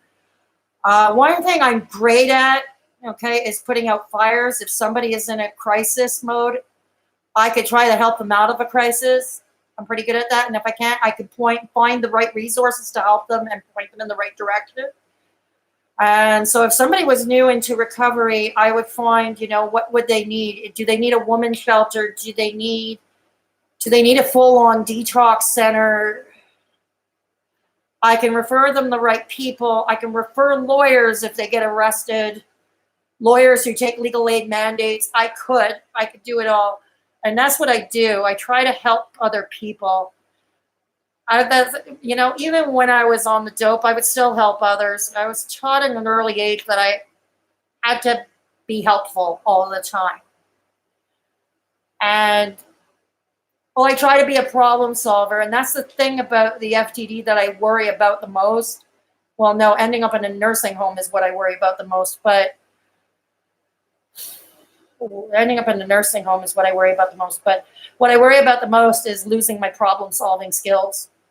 Because that's pretty much the only talent I have, in all honesty. Although I'm getting better at editing my videos on YouTube, my YouTube videos. I'm getting better at that. I do enjoy YouTube, although it has been a struggle growing my channel. And I don't like the fact that I had to, take a time off my food channel, but I do. I do have to take time off my food channel. So, I help others. If somebody needs a meeting, I will find one online in their district, in their neighborhood where they can go. I can do that. Somebody needs a sympathetic ear because there's nowhere to turn to. I'm your girl. It's what I do. Yeah, I think it is too. Yeah. So, and that's the other thing I always wondered, and I still have to do some research, although part of me is afraid to delve into the research, and I'm damn good at research. I may not have a university degree, but I'm very proficient in research. Pretty much any topic. I just have to do it at my own pace in a way that I can do it. I think that was the problem with school and schools, and I'm sure to this day, when you're strapped with learning disabilities like I am, they think you're stupid, but especially back in the day when so little was known. They think you're stupid and you're let go as stupid. But hey, they say Einstein was dyslexic, okay? They say Einstein was also dyslexic. Many others were dyslexic, a lot of stars. Keanu Reeves is dyslexic, Jamie Oliver, And I'm sure some brilliant minds back in the day, writers, scientists, etc. But, little is known. I can't, I may not be able to handle a school environment. I cannot handle the competitiveness to get the grades or learn in a manner that a professor or teacher would want me to. But I can research stuff on my own. I find something I'm interested in, and I'm feeling sharp and I'm feeling on top of my game. And I find it helps stave off the progress of the FTD. It helps, stabilize if I keep doing that. Being knowledgeable. I figure, I don't have much talent anywhere else. The least I can do is be knowledgeable on more subjects than many people. I started Heart's Love. You saw the first part of the video, part 1, that I uploaded yesterday. Growing up, I always knew I was different. I can link that video in pinned comments as well, if you like. But I uploaded part 1. Sheldon, who was in the chat, I don't know if he's still here, but if he's still around, but Sheldon is the one who helped me edit the audio, and he helped with the photography on that video. He had the gray iPhone. Believe it or not, it's an iPhone 10. I've never seen such a sharp, crisp video, of me coloring, because I'm coloring and it's a voiceover video. I'll link that in a pinned comment when I'm off the stream as well. But yeah, I'm planning to do a series growing up with learning disabilities. Yeah. Yeah, you'll see the second part, I hope in a few days. I can't commit to a complete schedule except to say that I'll live stream Thursday and Sunday nights and upload at least one video, one prepared upload per week. But I can't give precise times because sometimes I'm not doing well and I'm not feeling great. I'm either too depressed or I'm too much of a mess. I can't focus. I can't concentrate. Oh, thank you, Hearts Love. I'm trying to improve my editing skills. I would love to be able, if I had money, I would love to be able to hire editing help, though, or somebody to teach me, give me a private lesson. I would love it. But, this channel is not monetized. So, yeah. But, yeah, so there is going to be more in that video series coming up about the learning disabilities.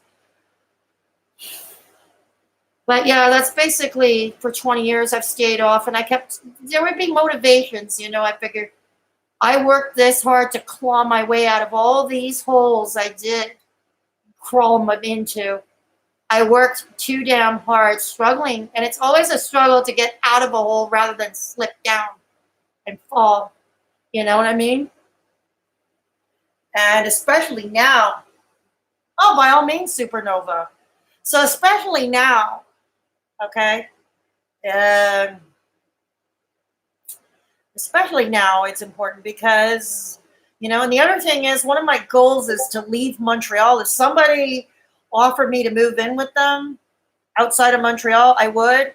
The problem is I can't afford to live alone outside of this apartment. Other than this apartment, I can't even afford other Montreal rentals. Okay, like I said, rent control is another thing you can't get away from. But if I was offered to move out and in with somebody, I would. And it felt that provided this person was not into drugs, of course. I can't do that anymore. Live with people on drugs or in that world. I can't do that anymore. Because I know that will send me back. I cannot do that. But, so yeah, there would be a few conditions for that. If somebody were to ask me to move in, yeah. Obviously, this person would have to be completely...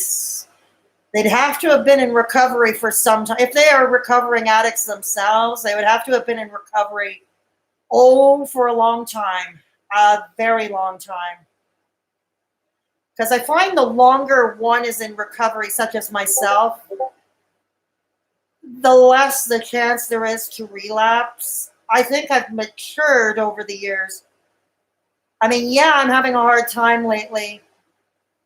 But I also know, and I've learned to keep myself out of these situations. And I also know that if I were to start that again, my FTD could go on a sharp decline because it's gonna continue because I put coke or speed up my nose. It's gonna burn some brain synapses, and it could make my FTD progress even faster, which is what I don't want. Like I said, one of my biggest fears is ending up in a nursing home, and I don't want that to happen. No. If anybody's familiar with the province of Quebec, provincial-run nursing homes, trust me, I'd rather be in that city lockup I was in '96. Much rather the city lockup than a provincial-run nursing home. So, yeah, I want to stay out of the nursing home. I mean... But lately I'm finding difficult, to be motivated, I mean, not motivated to stay clean. That I'm still motivated to do, to stay clean. I mean motivated, like even creating videos, like my food channel, STFC Kitchen Mishaps. I'm finding it very difficult nowadays to find the inspiration to do another cooking video. I don't feel inspired to write anymore. I've shelved every writing project. So it's basically live streaming and doing videos for this channel that is keeping me going, That's what's keeping me going. And I love that I've met a lot of other people in recovery. Yes, damn depression, you can say that again. I am blessed to have met other people in recovery on YouTube. I am, because they go through similar experiences that I would. that I do, and they all each have a different way to handle it, and a lot of them offer good advice, and I find that their own stories help out. I believe in helping others. Yes, depression is hard. Trust me. And lately I've been having very difficult time with it. I'm having a very, very difficult time of depression. It is extremely difficult. But what keeps me going, like I said, rent control. I don't want my FTD to get worse, which will if I relapse. If I have a relapse, that's what will happen. And I will end up in a provincially run nursing home, which I don't want. And it is an accomplishment. That is the one thing that I stuck to, because I could never stick with other activities. I don't know if it's part and parcel. You deal with anxiety, depression, and PTSD. You deal with addiction. You deal with dyslexia, and then FTD. You deal with all of that. And I find I've been dealing a lot with flashbacks, a lot of flashbacks from that period. When I was doing the drugs, when I was stripping, Mario and the trauma from that, all the trauma from living with Mario. And I know it was stupid because I kept taking him back. I know, I kept taking him back. That was my own doing. That was my own doing. As for stripping, I don't regret that at all, because I'm one of the few who managed to keep her dignity intact, and I was strong enough to know what I could handle and what I could not handle, and I stuck with those boundaries between me and the clients and even other girls that I was working with or sharing living quarters with. But yeah, but it's been harrowing. I'm glad that I have stability, even though I want to get the hell out of Montreal. I do want to get the hell out of Montreal. I hate it here. I hate it. Where would I move to? No, I know Supernova, and a lot of people are like that. I'm not alone. We take it back. We take back often the worst of the worst, and we take them back. I don't know. Maybe it is love. I don't know. Love can come in many different forms. Never said it was all good, but it could come in many different forms. Caring, loving, needing, I don't know. So, but I did learn one thing, you live with a violent man who insists on not getting help for his own alcoholism, not getting help for his own freebase addiction, not getting help, anger management. And he was in desperate need of anger management, but not getting help with that. You can't force them. You really can't. You really cannot force them. And I noticed near the end, they had that icy, vacant look in his eyes. It was like he had no soul, and it made my blood run cold. He had no soul. You look in the eyes, and he had absolutely no soul. And I found a lot of addicts, even a lot of girls that I was on the bar circuit with. And that's the one thing I noticed a lot in common. Even dope dealers I dealt with, it's like they've lost their soul. It's like a glassy, icy look in that eyes, and there's no soul. And I think one of my big mistakes was I kept, no matter where I was, and no matter where the hell I was or where I was living or what kind of living situation, I always found myself back in trouble. I always found myself relapsing. And then somehow I managed to find the Midas touch for myself. And now I have two important things that keep me motivated to stay off. Reminder for those joining in just now, I'm leaving the live stream up if you want to hear the whole story. I'm leaving the live stream up. There is a short version of my story in the description box. I will also leave it in a pinned comment. Right now I am doing some Q&A and some commentary. So if you have any questions, I would be happy to answer them. You can feel free to ask me anything. Because part of this journey is being completely honest. And like I said, I want to help others who may be fresh into recovery or thinking about getting into recovery. And I want to point out also that just because I did things one way and it was far from perfect, I don't recommend it for everybody else going cold turkey. That's what I was saying. So if anybody has any questions, let me know.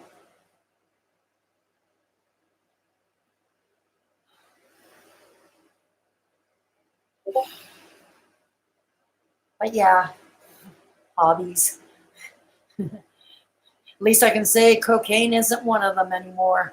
At least I can say that. It's not a hobby. I don't right now. Thank you, though. That's okay. Like I said, you can. The comment section will be open. Also, if anybody has a suggestion for another video or another topic for a live stream or an upload, you can let me know that too. I'm always happy. I'm always happy to take suggestions. Sometimes I run out of ideas. I mean, there is the part one of my learning disability experience, my very, very early childhood, life at the hospital. But yeah, I always wondered, and part of it's genetics too, because both my parents were alcoholics. But how did I not?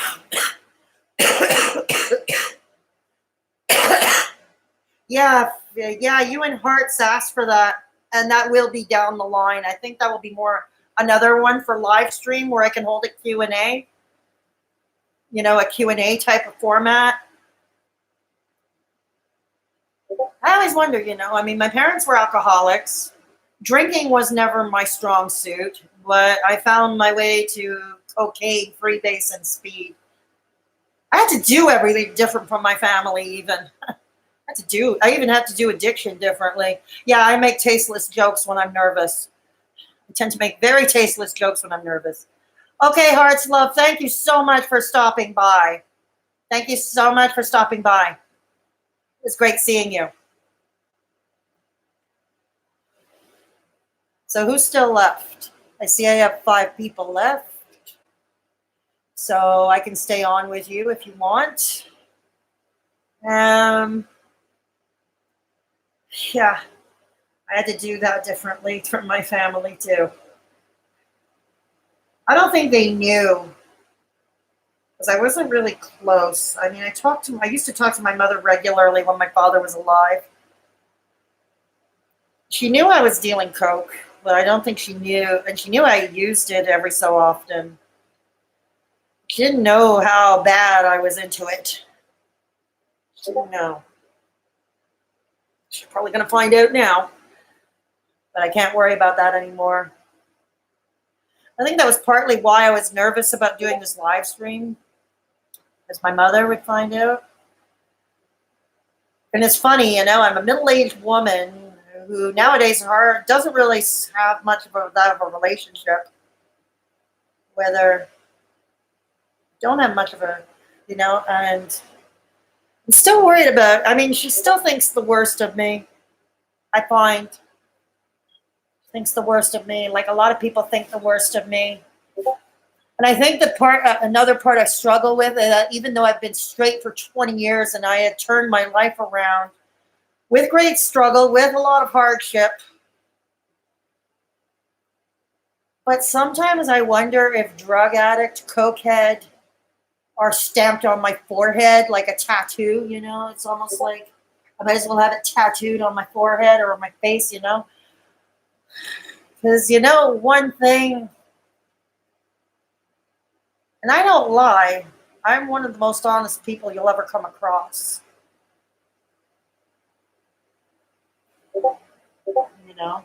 I don't lie.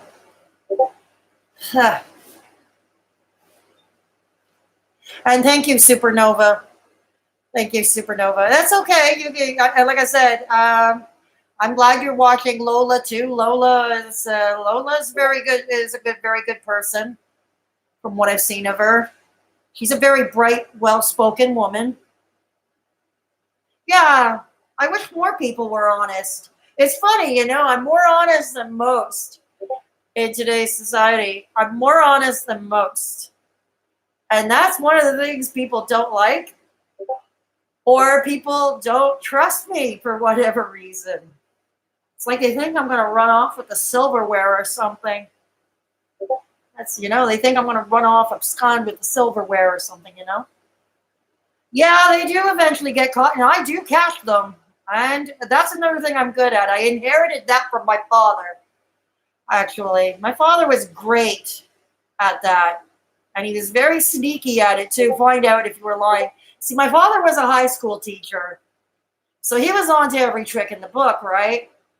And then I became on to every trick in the book, and even some tricks that are not even yet in the book. So, yeah.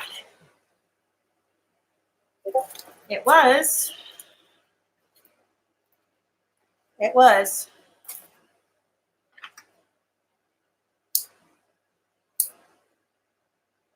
And I think how ironic now. I look at my butt. My life has been a string of ironies, whether in active addiction or recovery, trying to stay clean, trying to remain drug free. It's always been a series of ironies.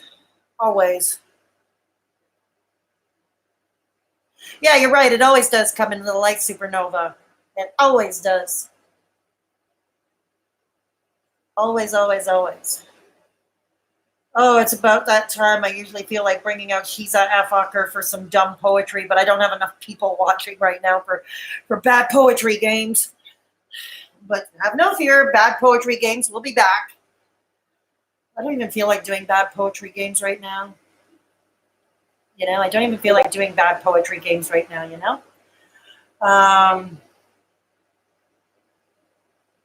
Hey, I got through this live stream without falling apart. Came close once. Came close, but I didn't fall apart. I kept it together. That's something, right? I kept it together. Yeah, you're right, Supernova. It always comes to light. Always. Forever and always comes to light. And yet I still find it, I think what's most difficult is breaking away from that. Thank you. I find it difficult to break away from that, because I want to hang around with nice people. I want to hang around with people of my intellectual equal, somebody who knows as much on many subjects as I do. Having intellectual discussion. I miss that, and I find doing these live streams is therapeutic. And I find that a lot of the people I want to associate myself with, they don't want to associate with me because they view me as beneath them. And it's like, and I did all to straighten my life out. I did all. I knew what I had to do if I wanted to associate with the right kind of people. But even then, I still feel left out to this day. I feel left out.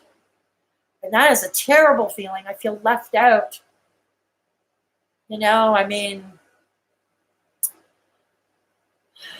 yeah. Yeah, I wish I had a partner too. I'm glad you have a husband. I'm glad you do. Yeah, they think the worst of me. Always. A lot of people, they think the worst of me. A lot of them have no idea of my past, I had no idea of my past. And I did it all to keep it a secret. I figured if I kept it a secret, kept it under the rug, even though it probably shaped a lot of who I was, the stripping, the addiction, all of that. I kept it hidden, I kept thinking, new slate, fresh slate, all that. Even try to hide my mental health issues. Try to hide, when I feel like I want to do drugs or I want to self-harm, And I can't talk about, and then I finally, and I did all to keep it a secret, even when I started my channel, to keep it all secret. And then when I was sort of prepared slowly, okay, I can say that I've been off for 20 years because maybe I can help somebody who is new into recovery. And then and then it was 20 years ago, exactly 2 days ago. I thought, okay, fitting to do a live stream. I had requests from people to tell my story, and I did. And I did. And right now I'm in limbo. Like, I don't know where I'm headed. I really don't know where I'm headed.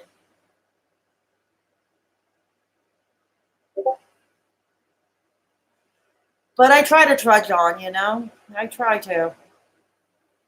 And like I said, what motivates me to stay clean is the FTD and my rent-controlled apartment. And the possibility that I may well get out of this hellhole of a city of Montreal. I may get out of this cesspool.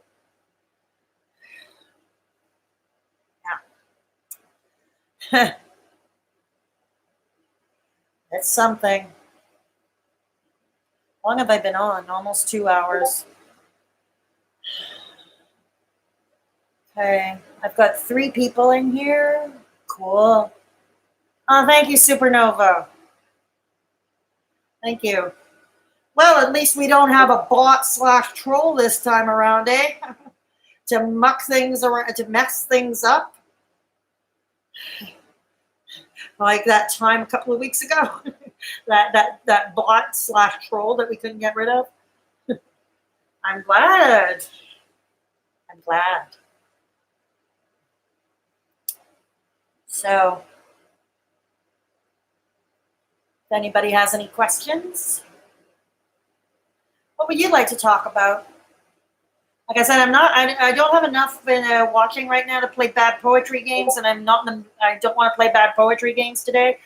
But I will, I promise, this Sunday for Hat Chat, if I have enough in the chat room, we can bring out She's a Fucker and play bad poetry games.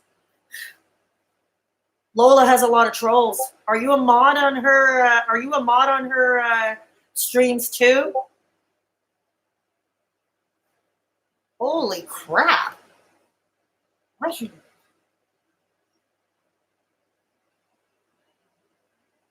Yeah. Holy crap! She's dealing with a lot of trolls.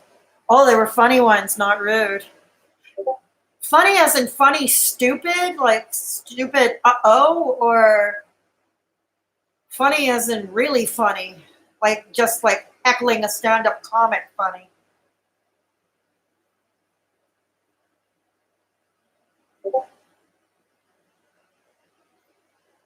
Funny as an LOL. Oh, I see. Like a comic. Okay.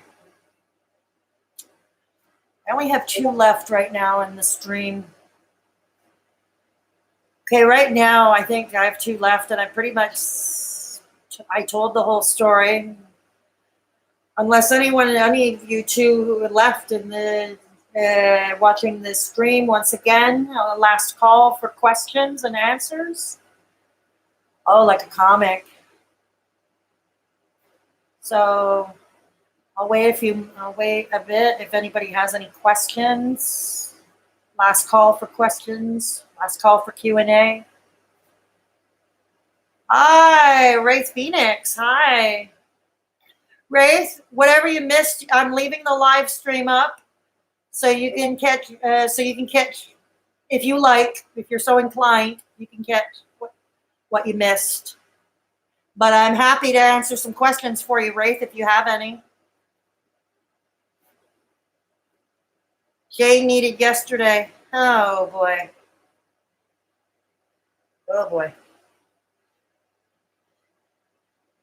It's okay. I was going to watch Jane the Virgin if you need to go. Yeah.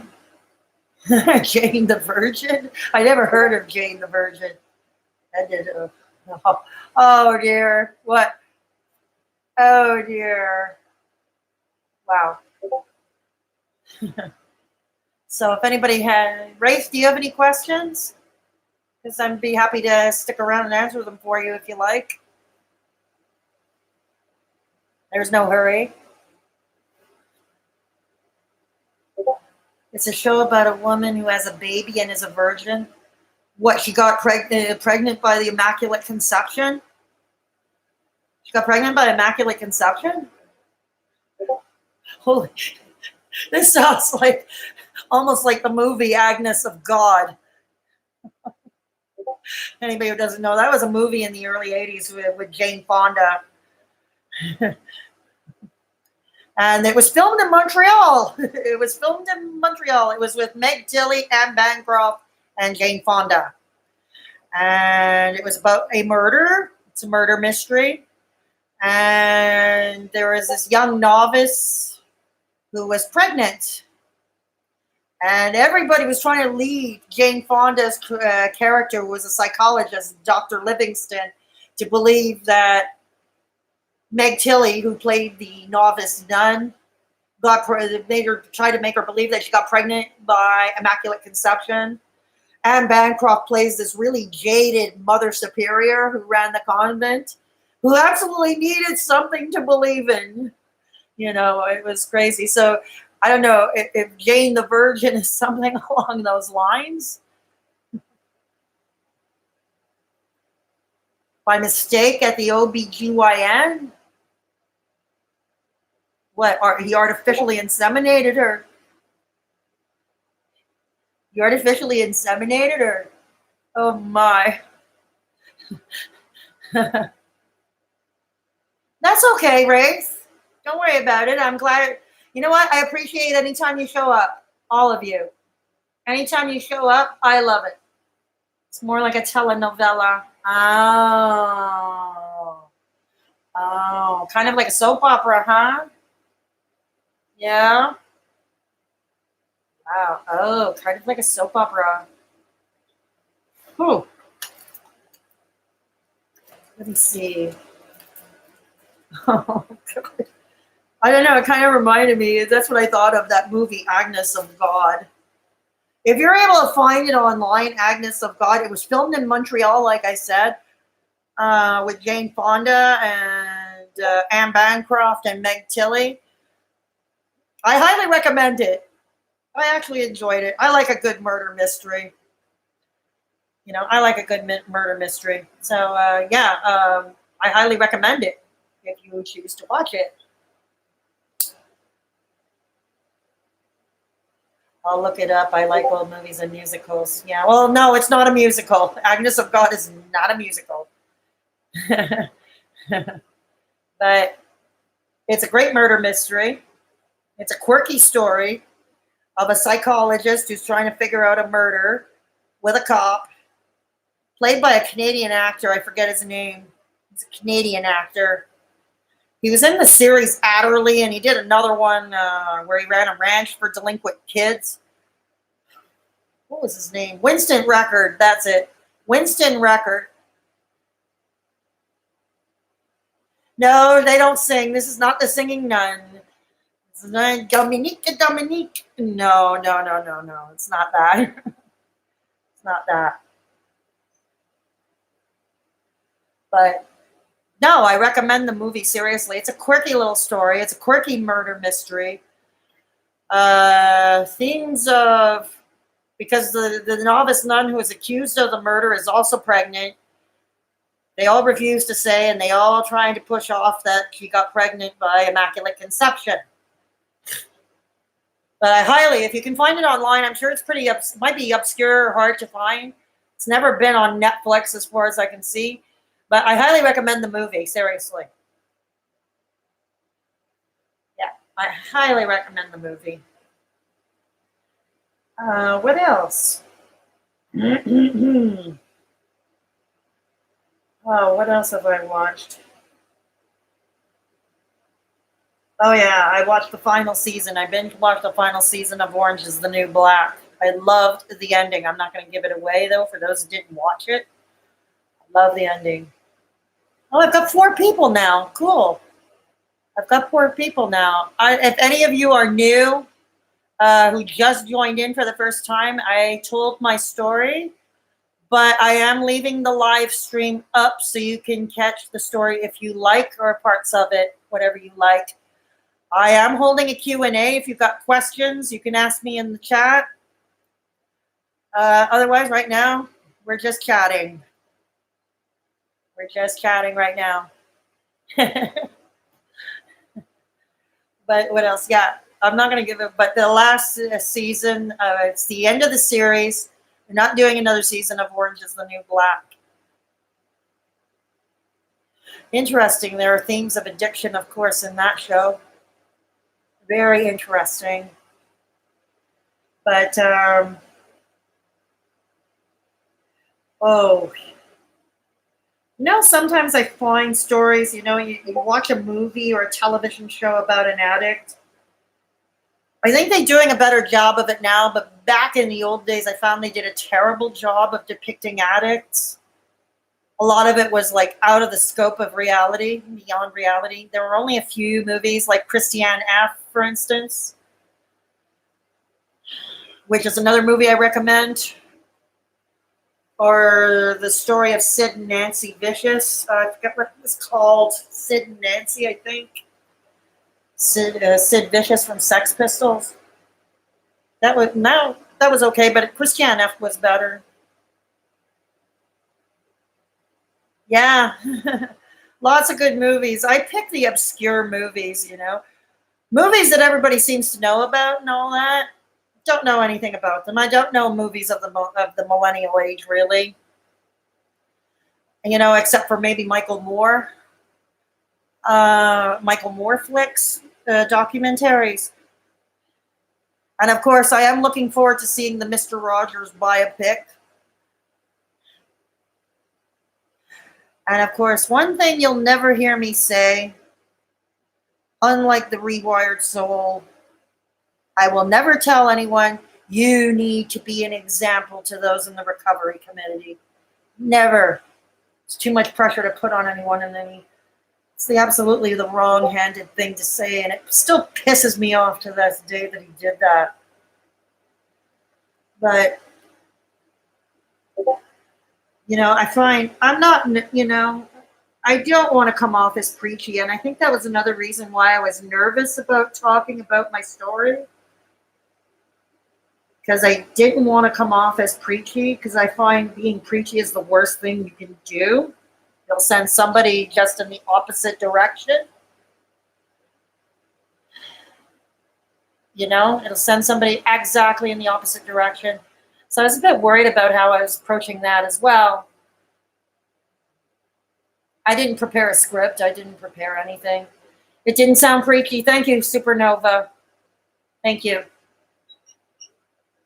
But I was so afraid of that it was going to come off as preachy. I'm so afraid. Yeah. What can you do? But it's the one thing nowadays, that's my biggest accomplishment.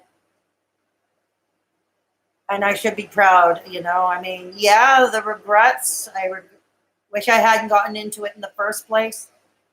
But the fact that I've been off and stayed off for 20 years is my biggest accomplishment. It's my biggest accomplishment.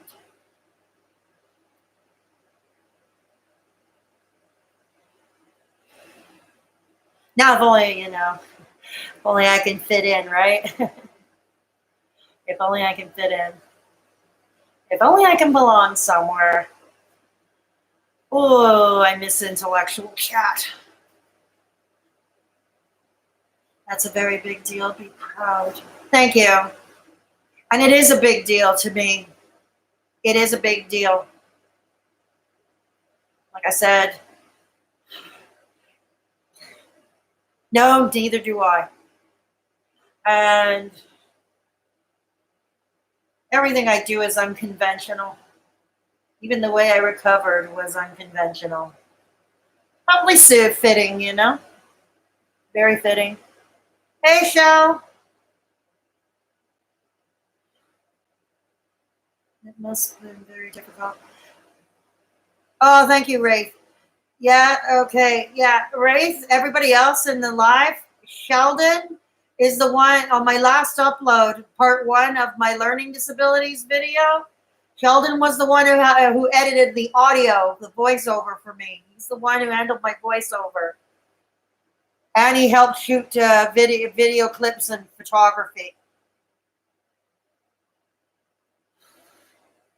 So thanks again, Sheldon, for that. Hugs to you too, dude. But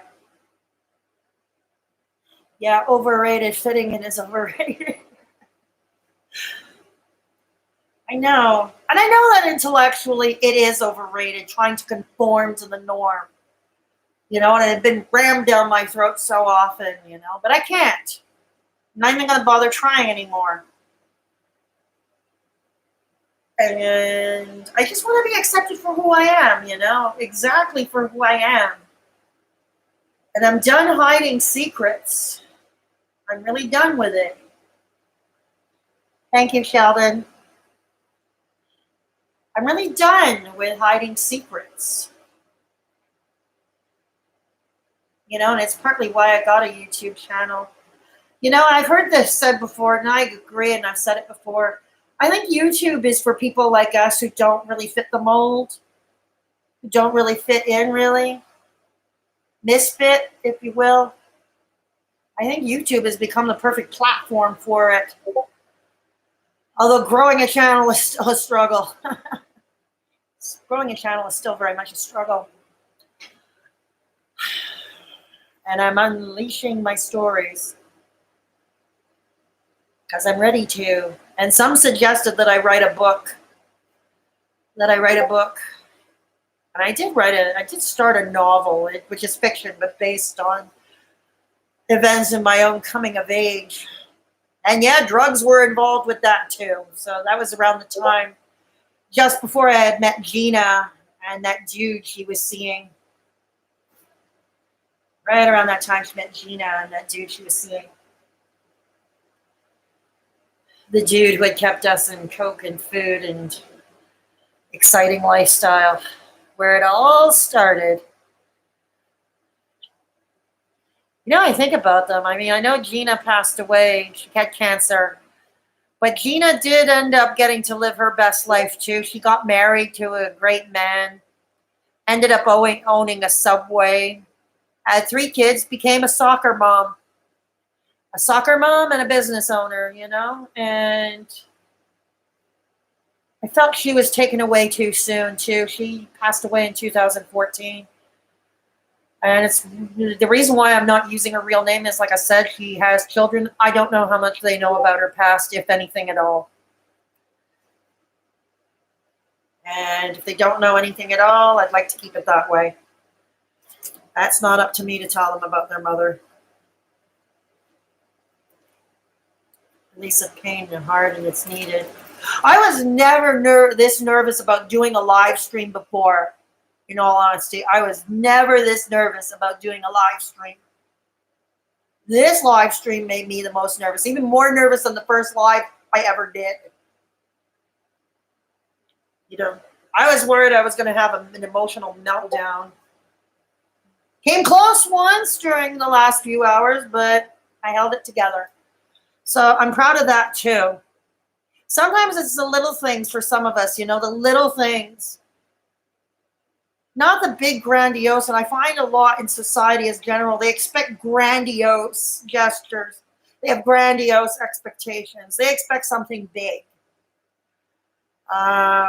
You know, like there's a few people who expect me to write that great play, get that play finished, get it edited, get it on a stage, or get it on a read-through or workshop, or get published, you know, or they say you're a talented writer, you know. I remember when you used to be a political blogger. Yeah. But I also had contributors. I had help. And writing is really not where my head is at right now. Try as I might, and I think about it. Writing is really not in my head, especially after the past few weeks, because of that crap that went down that I'm still smarting over. It's changed things, you know. But hey, the fact that I'm still alive today to tell the tale means I must have done something right, and Lord only knows how many times I came close to death. So,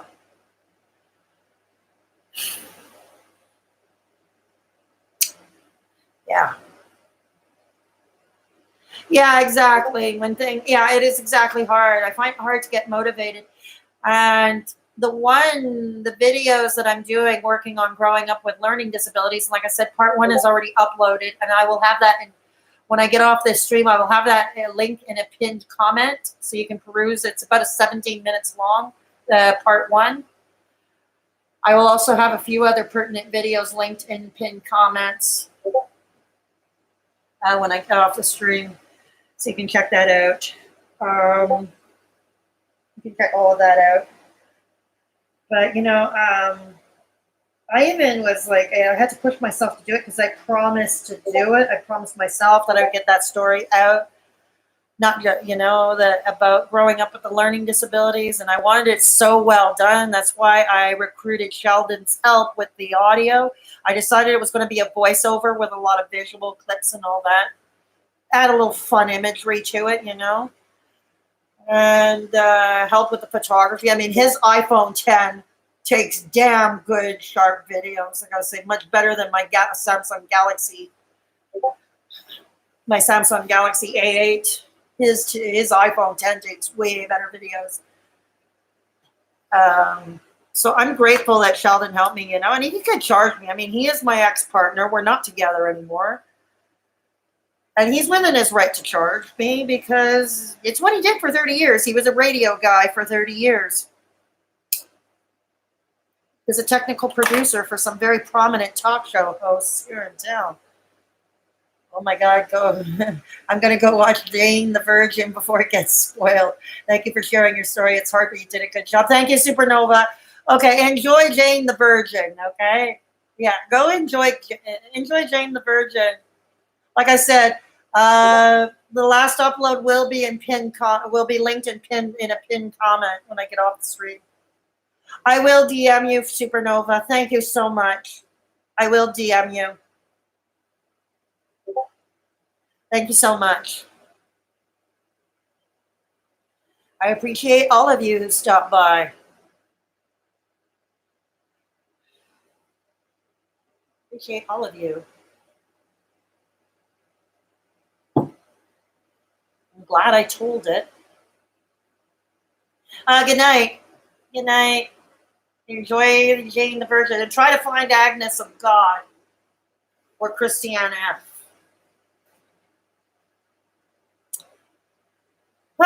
It's just us now. Me and the intertubes. Me and the intertubes. Yeah. Anybody else out there? You need to go too, Ray? Okay. You know what? I'm going to end this stream pretty shortly, I think. I'm going to end this stream pretty shortly. It looks like there is going to be no Q&A at this time. Okay. So I'm going to kill the stream very, very shortly. I'm going to wish you all a very good night. Thank you all for stopping by. Once again, for those who joined in late after I told my story, I'm leaving this stream up so you can catch up on whatever parts you like. I will put a abbreviated version of my story that I told in an upload a while back when Nicole at Real Talk Recovery was doing her Spread the Message, Not the Mess hashtag campaign. Yeah, that was a tag video I did. So I'm going to leave that in a pinned comment as well as my last upload, part one of Growing Up with Learning Disabilities. So that will be left up. And, oh, okay. Okay, I understand. Yeah, okay. I might drop by Lola's live stream if she's still going on. If she's still going on, I might go stop by there. Lola Bohemia's live stream. She's a well-spoken woman, very well-spoken woman, very bright, very sciencey. She's the type of geek, and I mean geek in a good way. She's the type of geek that I aspire to. So if anybody else wants to go drop by Lola Bohemia's channel, go for it. I'm going to be there shortly as soon as I close this live stream. So anyways, that's it. And I'm so glad you all stopped by, and telling this story was a good thing. It was the next huge phase and a hurdle that I had to do. And I think it'll be easier now for me to be held accountable.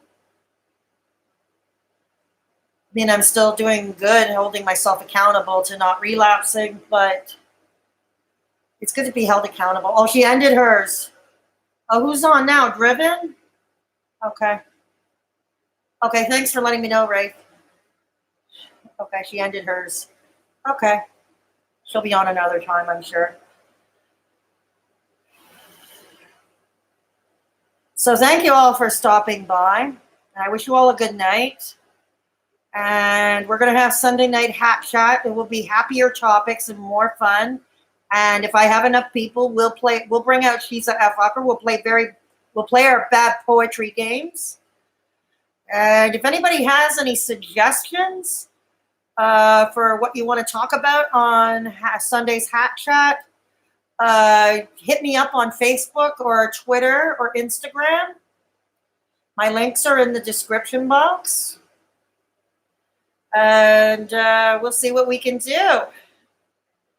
We'll see what we can do. So I may upload something else on Friday or Saturday, part 2 of my learning disability series. I am still working on it, on editing that video. But so, oh, RFK's granddaughter just died. The CNN thing just went in my face. Doesn't say which one. Oh, that's sad. Okay. So, where was I? See, this is the thing. I get distracted with newsreels crossing across my page. So, like I said, Sunday's hat chat, I will announce the time I go on precisely for that. And I hope to see you. So anyways, have a great night. You're all awesome. Take care of yourselves and each other. And I'll see you in the next one. Straight Talking Fedora Chick. I'm over and out. Good night, everybody.